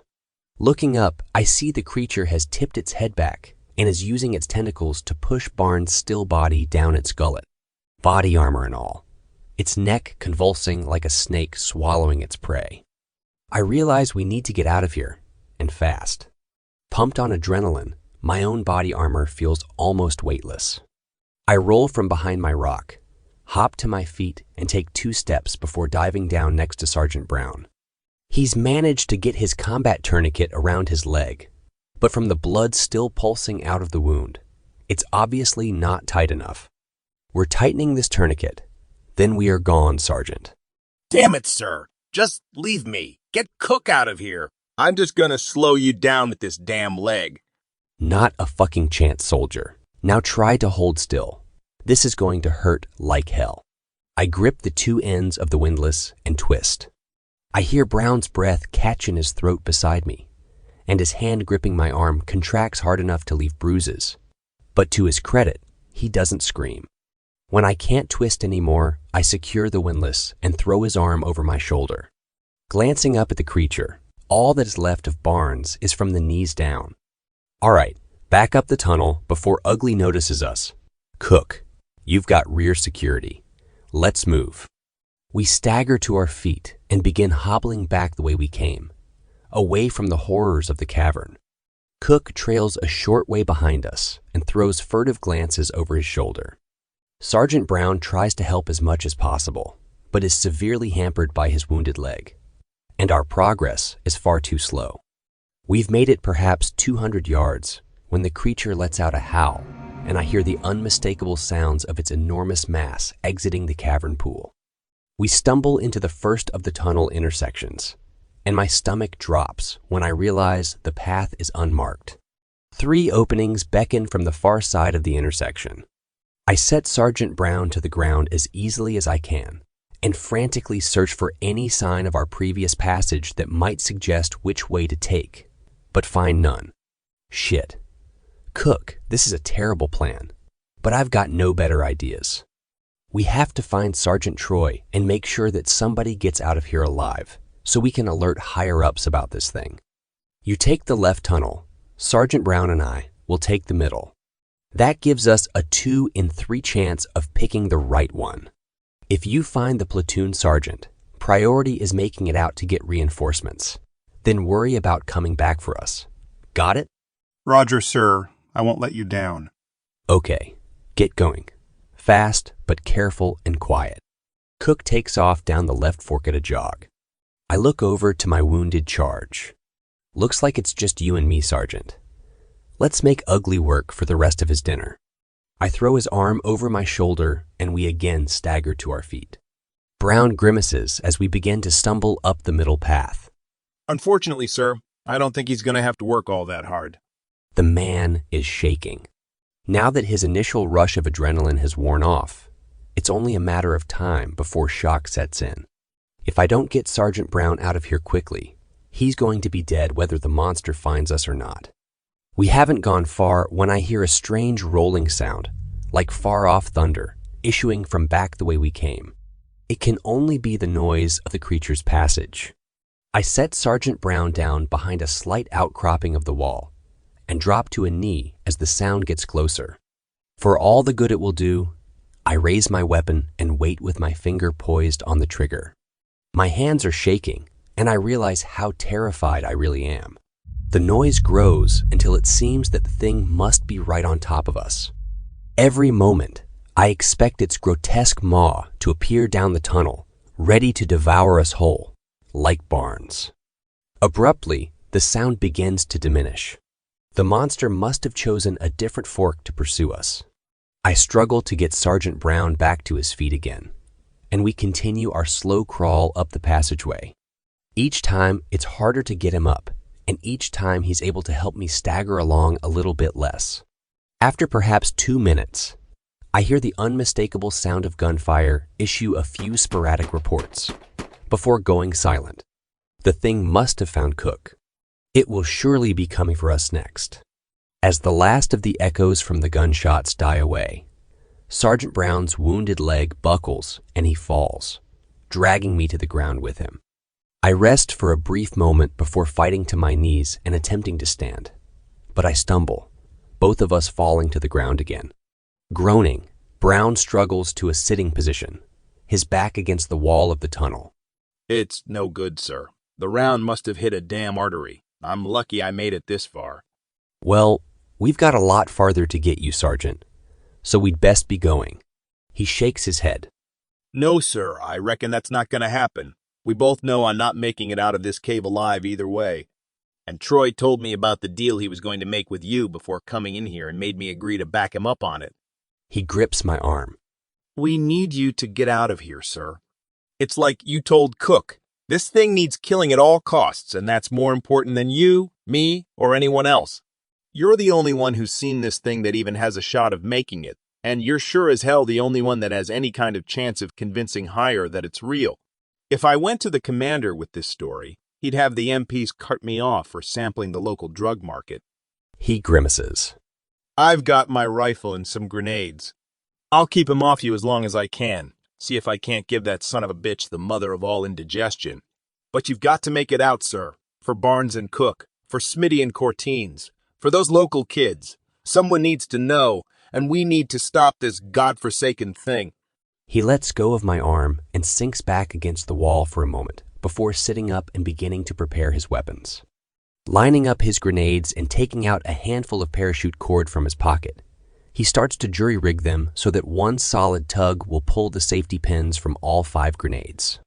I stand unable to speak, knowing that the man is right, but feeling like I need to change that simple fact. There has to be some way I can change it. Not looking at me, my squad leader ties knots and continues to talk. A part of me dimly registers that the rumbling sound has started again and is getting slowly but steadily louder. And one other thing, sir. There's a letter in a side pouch of my rucksack. It's for my ex-wife and the kids. Just, if you get out, could you make sure they get it? And don't tell them what happened. Just that I was thinking about them and that I love them. Even that crazy woman. Tell her I should have tried harder. He pauses for a moment and looks up. Please, sir. My voice hitches. Yeah, absolutely, Sergeant. He returns to his preparations. I appreciate it. It's been a pleasure serving with you, sir. Now, no intended disrespect, but get the fuck out of here. I stand there for a long moment, unable to move, unable to speak, able only to look at my friend quietly preparing himself for death. Then, before I can change my mind, before I can truly think about what leaving one of my men says about me as a leader, and as a soldier, and as a man, I turn and begin making my way up the tunnel, the rumbling sound echoing and making my head pound in time to my racing pulse. All too soon, an explosion rocks the tunnel behind me.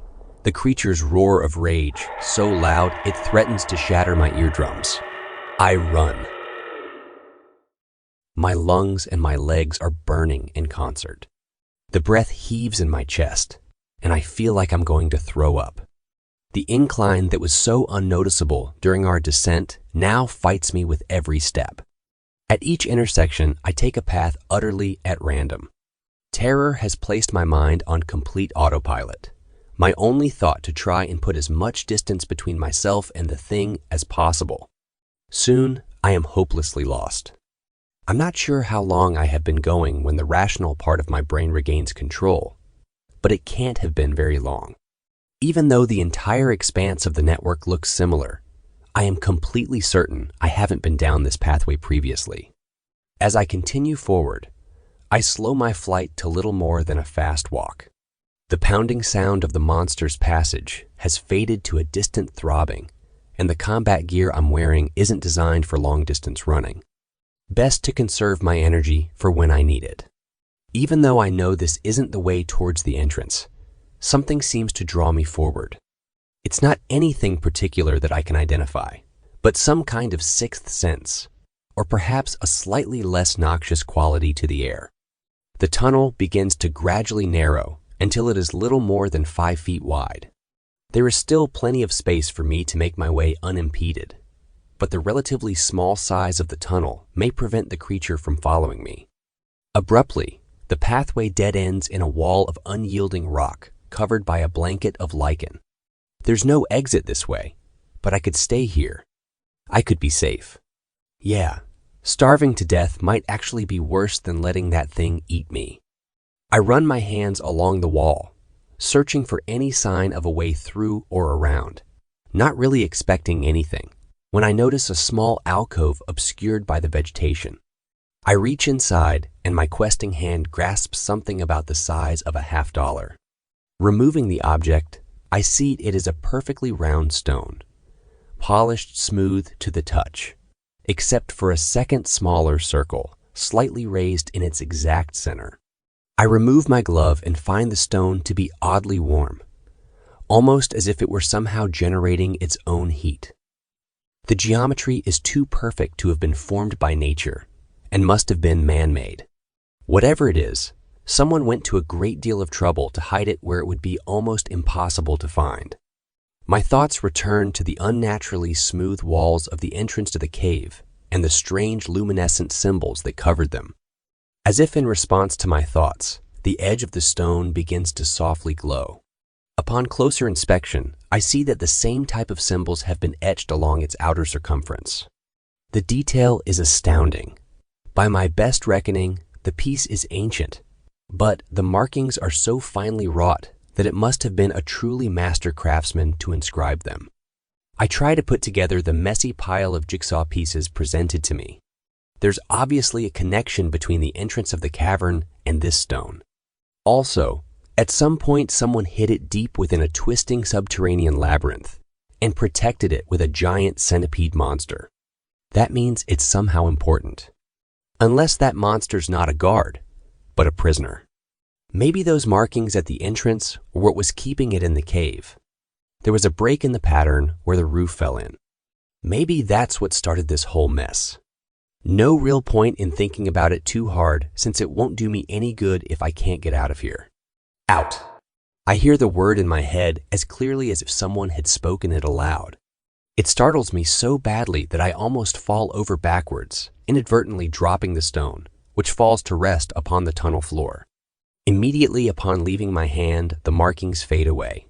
the stone laying on the ground like any normal piece of rock. Hesitantly, I reach down and pick it up again, the markings glowing to life at the touch of my bare hand. Was that you? I speak aloud. Did you say something to me? With all the weird things that have already happened to me today, a magical talking stone barely cracks the top 3. Or you're just losing your damn mind, Landry. The mental shock of giant monsters and having your men eaten in front of you might be sending you over the edge. You should probably accept the fact that you're going to die down here, you coward, one way or the other. Like Barnes and Cortines, ripped apart in the jaws of that thing. Be a man and accept it like Sergeant Brown did. No stone is going to help you find the way out. Out! The word repeats itself in my head, and this time I manage to keep enough control of myself to avoid dropping the stone. As I stand there, a feeling comes over me that urges me to walk back down the tunnel, away from the dead end. It's similar to the urge that drew me this way in the first place, but is undoubtedly stronger. With no better options, I start walking, and soon realize I know how to get back to the entrance. It's not that I can lay out a specific path, but more resembles how a person walks a familiar route while thinking of other things. The subconscious mind takes over. As I reach each intersection, I know without a doubt which way to take. I move cautiously while listening for any sign of the monster, keeping one hand on the stone and the other on the grip of my weapon. Soon, I reach an intersection where 5 different tunnels converge. An IR chem light glows softly by one of the forks. Holy shit, sir! Sergeant, he's over here! Specialist Johnson, one of the members of First Squad, is pulling guard from the marked tunnel. Suddenly, my platoon sergeant is there, followed closely by the squad leader, Sergeant Parks. In his relief, Troy's usual professionalism cracks just a bit. Jesus, you had me worried, sir. When we got to this fork, I had no idea which way you went, and didn't want to risk just randomly wandering off down one way or the other in case I guessed wrong. Figured you'd realize we'd lost you eventually, and hopefully just make your way back to us. Then we heard some gunfire a little while ago, but couldn't tell where it was coming from. What with how much these things twist and turn. But I was about to say fuck it, and head out looking for you and... Troy pauses, his gaze focused down the tunnel behind me as if he's just realized something. Sir, where's Brown and the other squad? Dead. Dismembered. Parts of them roaming around in the belly of a beast. They didn't have a magic stone. Ha ha ha ha. Inside my head, I fight to hold down the part of my brain that threatens to send me over the edge into blessed madness. I grip the stone in my hand tighter. They're gone, Sergeant Troy, and we need to get the hell out of here. You're not saying... Tahir was telling the truth about all of it, and this thing. We can't stop it with anything we have on us. Sergeant Brown and the others did everything they could to make sure I made it back. We need to leave. Now. I turned to my squad leader. Sergeant Parks, get us out of here. The levity of the moment is instantly gone. Parks snaps into motion. Roger, sir. Cruz and Johnson, lead out. Sir, you and Sergeant Troy right behind so you can figure out the plan on the go. I've got rear security with Pike and Dominguez. Quick and quiet. We begin moving smartly up the tunnel back towards the entrance. The gentle mental nudges from the stone, confirming the route laid out by the chem lights. Troy shadows me. Sir, what are you thinking? Get out. Then blow the entrance. We can't leave it open to allow this thing free rein to come and go as it pleases. There might be other ways out, but they might not be big enough to accommodate it, or at the very least might take it farther away from populated areas. Get back to base and figure out how I'm going to tell Hire what happened here. There's no chance that Brown or any of his boys made it? No. Cook was the only one I'm not 100% sure of, and the risks of leaving the hole open are way too big compared to the odds I give him. Besides, we can use that as additional leverage on the old man to make sure we get some reinforcements down here. He might not believe in monsters, but he's sure going to send us some help to find a soldier lost and trapped in a cave. Troy nods his head in agreement. Sounds about right to me, sir. Tell you the truth, I'm hoping we can get it to work as smooth as that. What? Why wouldn't it? Well, while I had the boys hunkered down waiting for you, we heard some weird noises. Made me think that maybe parts of the tunnel were caving in all on their own. Robinson's a bright kid, though, and I'm sure he'll call for help if we don't show up soon. I grab his arm and hold him up short. Sergeant, what kind of noises? Hell, sir, I don't know. Some kind of deep thrumming. Sounded like it started out near us, and then was moving back away towards the entrance. Cave-in was the only thing I could think of that it could be. Oh shit. Sergeant, we need to stop. Johnson, Cruz, hold up. Everyone bring it in. I look around wildly as the squad converges on me. We're standing in the middle of a rather large intersection, about 50 feet across, with 4 passageways leading into it, including the one we just came from. Danger! The thought flashes through my head as powerful as a bolt of lightning. Apparently, the stone is sensitive to certain environmental conditions, and the creature appears to be one of them. Parks jogs up to me. Sir, what's... It's smart. It didn't know which path we were on, but knew we'd go for the entrance. It's lived down here, probably knows all the different ways through these tunnels. It circled around us to set a trap. Danger! Troy glances at Sergeant Parks before looking back at me. Are you sure, sir? That seems a little more intelligent than I'd expect from some kind of animal. It's different, Sergeant. It's not just an animal. You didn't see it. Didn't see how it picked us apart. It's waiting for us, and we are going to walk right into it if we don't. Danger! The thought slaps me like a physical force, strong enough that I reflexively grab my head with my hands. Why can't they see? Why can't they believe me?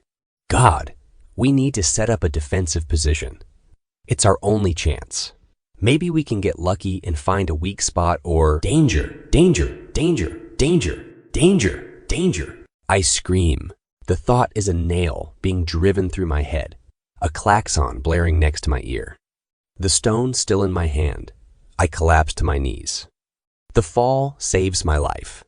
From one of the tunnels, the creature's tentacles flash out like spears. If I hadn't been moving, the first would have caught me directly in the back of my head and killed me instantly at the same moment the second removed Sergeant Parks' head from his body. As it is, the hideous limb only strikes heavily on my right shoulder. In some insidious design of nature, the tentacle is tipped with razor-sharp spikes that furrow deep gouges into my back, through body armor and all. The force of the blow throws me bodily forward, and I hit the wall face first before rebounding and crumpling to the tunnel floor. I lie on my back, dazed, and feel a cold numbness start to spread from the wound. Whether from the blow or some poison injected by the claws, I can't move. Helpless, I can only lie motionless and listen to the pandemonium unfold around me. Oh, God! The fuck is that? It hurts. Please don't. No! As I lie paralyzed on the floor of the tunnel, the screams and gunfire seem to extend for an eternity. Where I'd expect my shoulder to be on fire from the gashes gouged into it, I feel only a seeping cold that deadens the feeling in my entire body. I desperately try to move my limbs to no avail. Maybe it's not poison. Maybe when you hit that wall, you just broke your damn neck. Now you get to wait until your turn on the dinner plate. Suddenly, the ceiling starts moving. It's Sergeant Troy, pulling me backwards up the tunnel by my body armor. Come on, sir. Let's go. I told you I'd be pulling your ass out of the fire if this thing turned sideways. Just didn't figure it'd be so damn literal.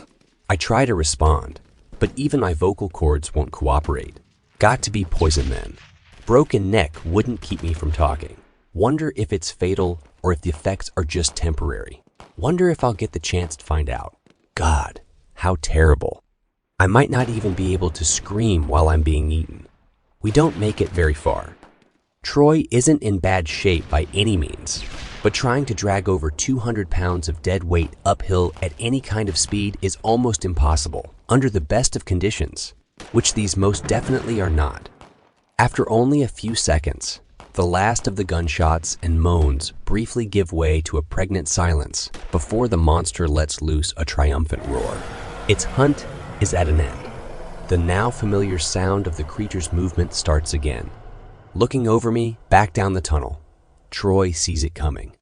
Almost gently, he lays me to the ground before raising his weapon and stepping over my body, positioning himself between me and the oncoming horror. The rumbling is impossibly loud. If I weren't completely numb, I could probably feel the very walls of the tunnel shaking. Troy begins firing. Hey, you ugly motherfucker. You want him? You're gonna have to come through me, you sorry sack of shit. Damn it. Troy drops his rifle and transitions to his pistol, but the thing is on him. Tentacles wrapping around his waist and neck and lifting him into the air towards its slavering jaws. Fuck you, asshole. Troy empties the entire magazine into the monster's face at almost point-blank range. It roars in fury and reels back slightly before recovering, whipping my platoon sergeant like a rag doll and slamming him first off one wall, then the other, again and again. I can hear bones snapping with every impact. Finally, it stops and holds Troy's broken body up to its massive head, suspended from his arms and held precariously above its open maw. Then, of all the unbelievable and fantastic happenings of the day, the most astounding occurs. The creature starts to speak. Its voice is harsh and sounds utterly wrong coming from such a being. Foolish mortal, you would stand against the other born of the outer dark, we who have ruled this world since time immemorial. You throw your shallow life away, but fear not, your sacrifice is not in vain. Indeed, this one hungers. Your misguided courage will be most satisfying, your loyalty most savory. Take pride, little morsel, in the sustenance you give your master. With that, it begins to slowly lower Troy into its waiting jaws, taking obvious pleasure in the anticipation. I redouble my mental efforts, but my limbs still won't respond. Damn it, no, not like this. No. The word is like a gong, filling and reverberating through the air, even though I know it's only in my head. I feel a blinding heat radiating from my hand, pushing back the terrible cold of the creature's poison. I realize that, incredibly, I'm still holding the stone. Somehow, the monster hears the pronouncement as well, causing it to pause and shift its gaze to me. Impossible. The light is lost. The sleepers no more. Suddenly, I can move again. I leap to my feet, the paralyzing numbness of a few moments ago already a distant memory. The relic glows with a terrible light, its raised centerpiece and markings burning as brightly as the sun. Whether through some reflex or from the mental nudges of the stone, I raise the hand holding it toward the monster. The heat continues to build until it feels as though my entire being is filled with it, too much for me to contain, so much that I will surely burst if I don't release it. So I do. The entirety of the power coalesces in a tiny ball somewhere deep in my chest before shooting down my arm towards the stone. An enormous wash of flame erupts from the center of the relic and blasts the monster full on in its horrific face, its head catching on fire. The thing rears back to its full height, its mouth open wide in a silent scream of agony. The tentacles holding Sergeant Troy are neatly seared off, and he drops bonelessly to the ground in a heap. I rush to my fallen platoon sergeant. There's no time to check and see if he's still alive. We need to get out now before the thing recovers. Remains of the power still sing throughout my body, and I pick Troy up and throw him across my shoulders as easily as I would a child. I begin running up the tunnel towards the entrance. We just make the section near the entryway, marked by the strange runes, when my supernatural strength begins to fade. The open entrance beckons as I struggle towards it, every step harder than the last. Now that the strength of the relic has faded, all that remains is an overwhelming exhaustion, even more so due to the extra energy I've expended already. My limbs are wooden planks that fight against my mental commands. Although my night vision goggles were broken when the monster threw me against the wall, the flashing lightning from the storm raging outside, and the still-present mental urges of the relic guide my way, the creature screams behind me. No, this cannot be. The mother will not allow. Impudent child, I will feast on your soul. With a roar, it throws itself forward in pursuit. I chance a glance backward and see it coming by the light of the storm and the glowing runes, its many legs churning terribly. Its eyes are melted and blinded by the fire. Its rage, the only thing driving it forward. It is moving far too quickly, gaining ground far too fast. A last burst of effort sends me through the entrance and out into the howling storm before I stumble and sprawl to the ground, the dead weight of Troy's body pinning me down. Desperately, I try to roll out from under him, struggling to reach the detonator in my pocket. The creature is only 50 feet away down the tunnel when I manage to grasp the device, disarm the safety, and squeeze the trigger. Sergeant Troy made his preparations well. Instantly, upon activating the detonator, a deep boom emits from inside the entrance, and the tunnel collapses upon itself. The creature issues a final scream, echoing over and above the fury of the storm, as I watch it buried by tons and tons of unfeeling rock. I have no way of knowing for sure if it's alive or dead, but at least for the time being, it won't be able to follow us. It's over. With no time to bask in my victory, I instantly turn my attention to my platoon sergeant. I slip the relic into my pocket before gently rolling him over while supporting his neck. I try to find pulse. I feel a great swell of relief when I find one, weak but steady. His breath is shallow and he requires immediate medical attention, but Troy is alive. My driver Robinson comes sprinting up from the truck. Oh my God! Sir, what the fuck happened in there? Where is everybody? We're the only ones who made it. No time to explain, but we can't stay here. We have to get Sergeant Troy back to the patrol base and get him on a bird-to-speecher ASAP. Then we can worry about the others. Help me get him into the truck with Doc. Then we need to call back and tell 3rd Squad to get a medevac inbound. Roger, sir, but I think we might have a problem with that. I've been trying to call back for the last hour or so, but can't get any response. Think the storm might be interfering with comms. Damn it. Okay, but we have to move. Help me get him up.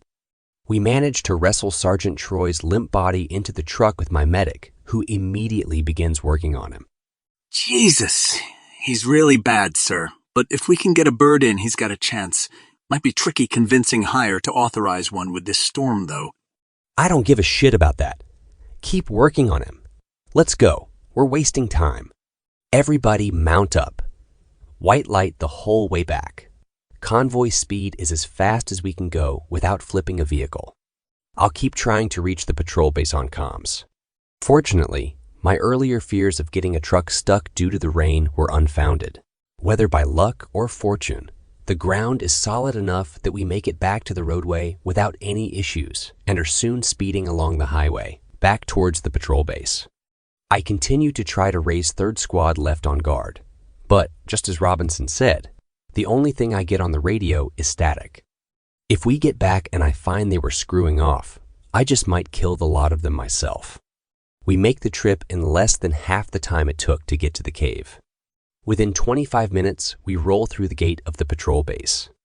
I jump down and run over to the truck with the medic to help lift Troy down on the stretcher, and we begin to carry him inside. Think I got him stabilized, sir. We get a medevac in here within the hour. I think he's gonna make it. I'm not as sharp as I usually am.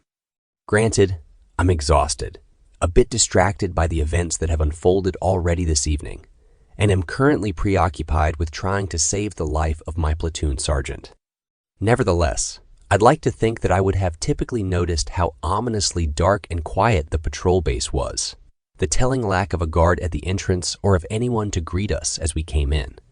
But for some reason, these things don't register. Needless to say, I am completely surprised when the bomb goes off. Wake up, Monseem Michael. A voice urges me out of the blackness. I have no idea how long I've been out. Surrounded by armed militants, I'm tied to a chair.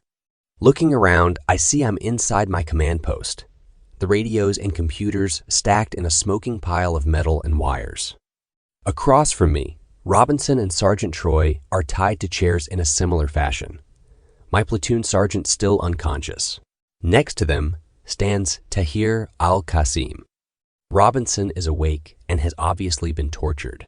Shallow cuts cover his body and he moans to me through a mouth of mush, his teeth unwillingly removed. Tahir draws his pistol and casually shoots my driver in the head. My head is swimming. Tahir, you fucking animal. What did you do? What the fuck did you do? The thug smiles. Ah, Monseem Michael. Do I really need to explain this to you? He leans forward, stinking of sweat and blood. I hate you. You Americans think you know what is best for my country. You know nothing. I would do anything at all, to rid myself of all your kind. I would go so far as to go into the desert searching for a beast, a legend, at the barest chance that it might help me drive you out of my home. He steps away and walks over behind Troy. Marring the runes, holding it in its prison was easy enough. The necessary sacrifices to engage its services were distasteful, I suppose. But I have many more men, and I would offer up 1,000 children if it means the power to be done with the American occupation once and for all.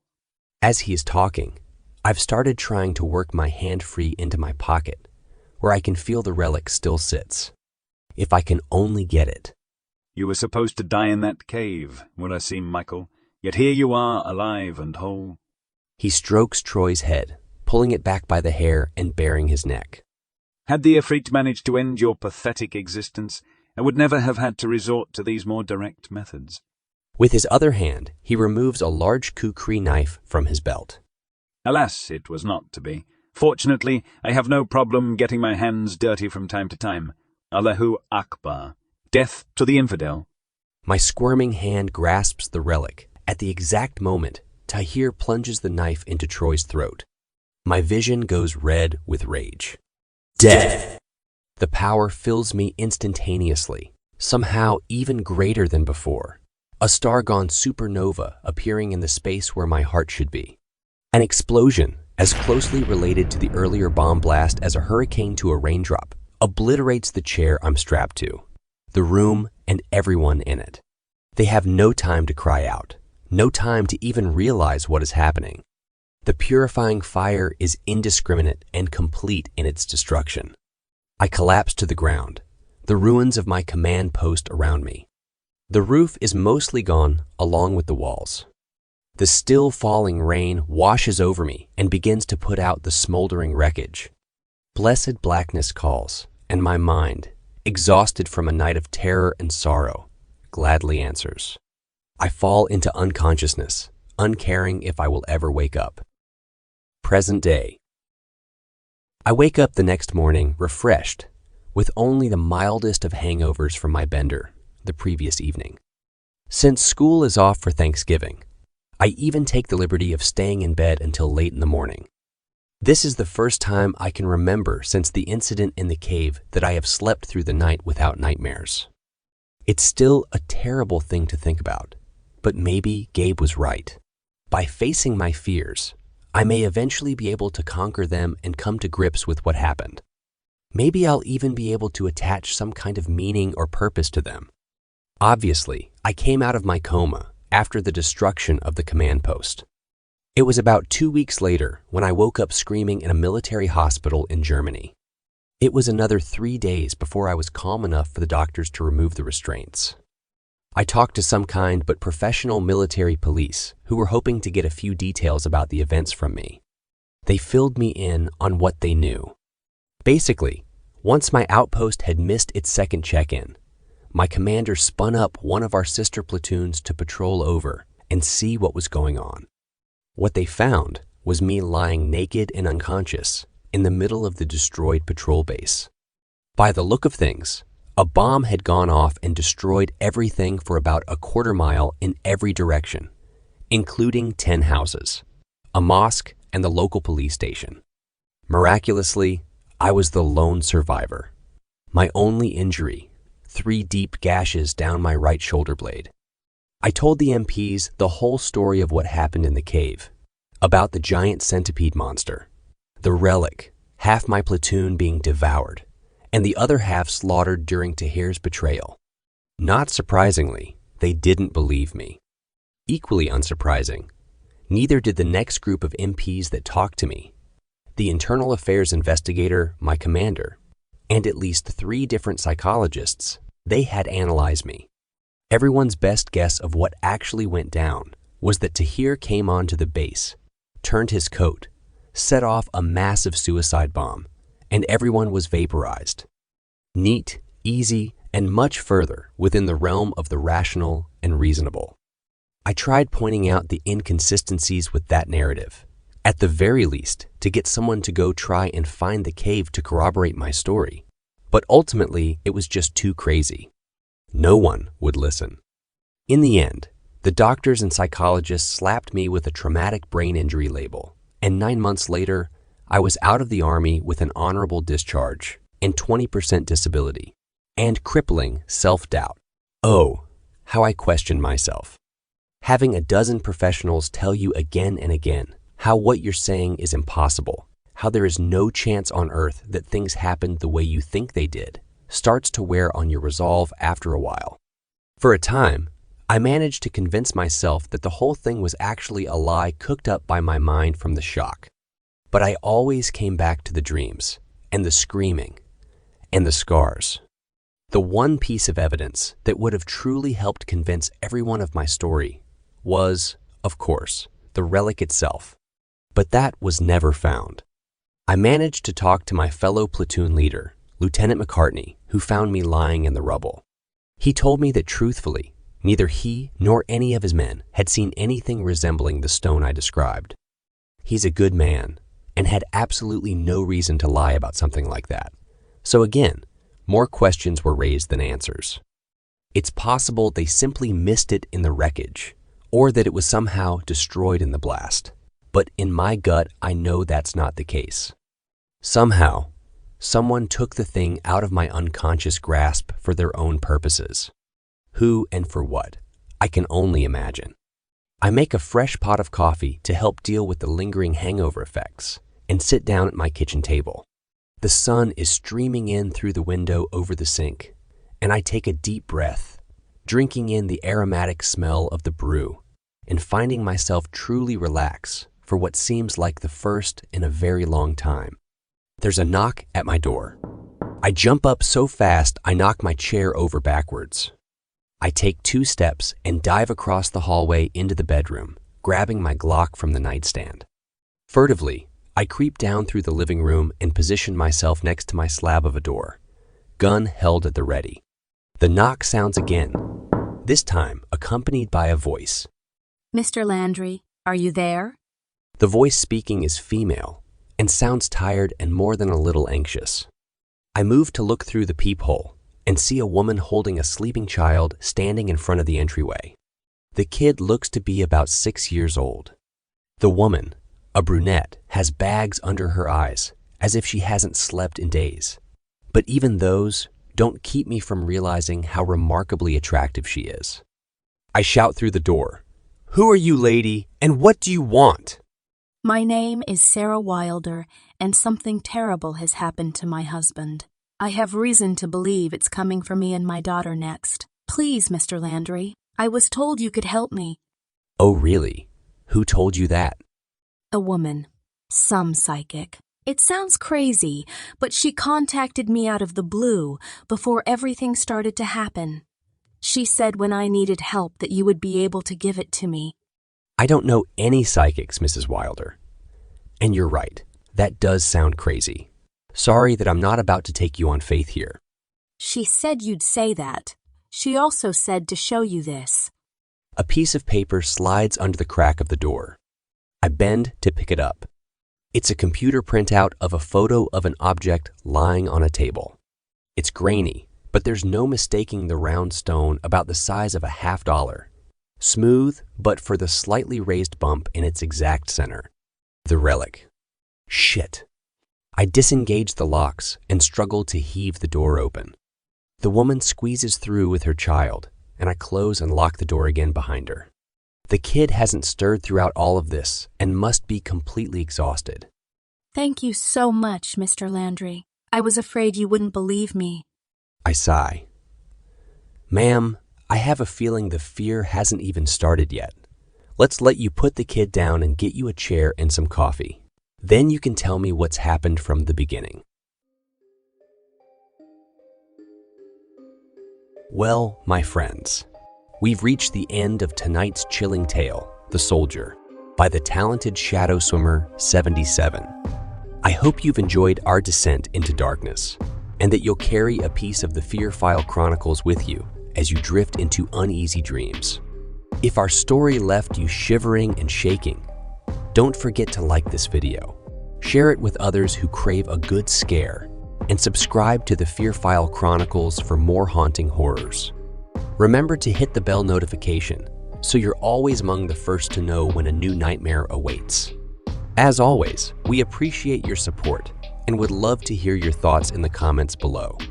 Sharing your fears and frights with us truly means a lot, so don't be shy to engage with our sinister community. Until next time, remember to embrace the darkness, for it is within the shadows that our most terrifying stories are born. Good night, and stay scared.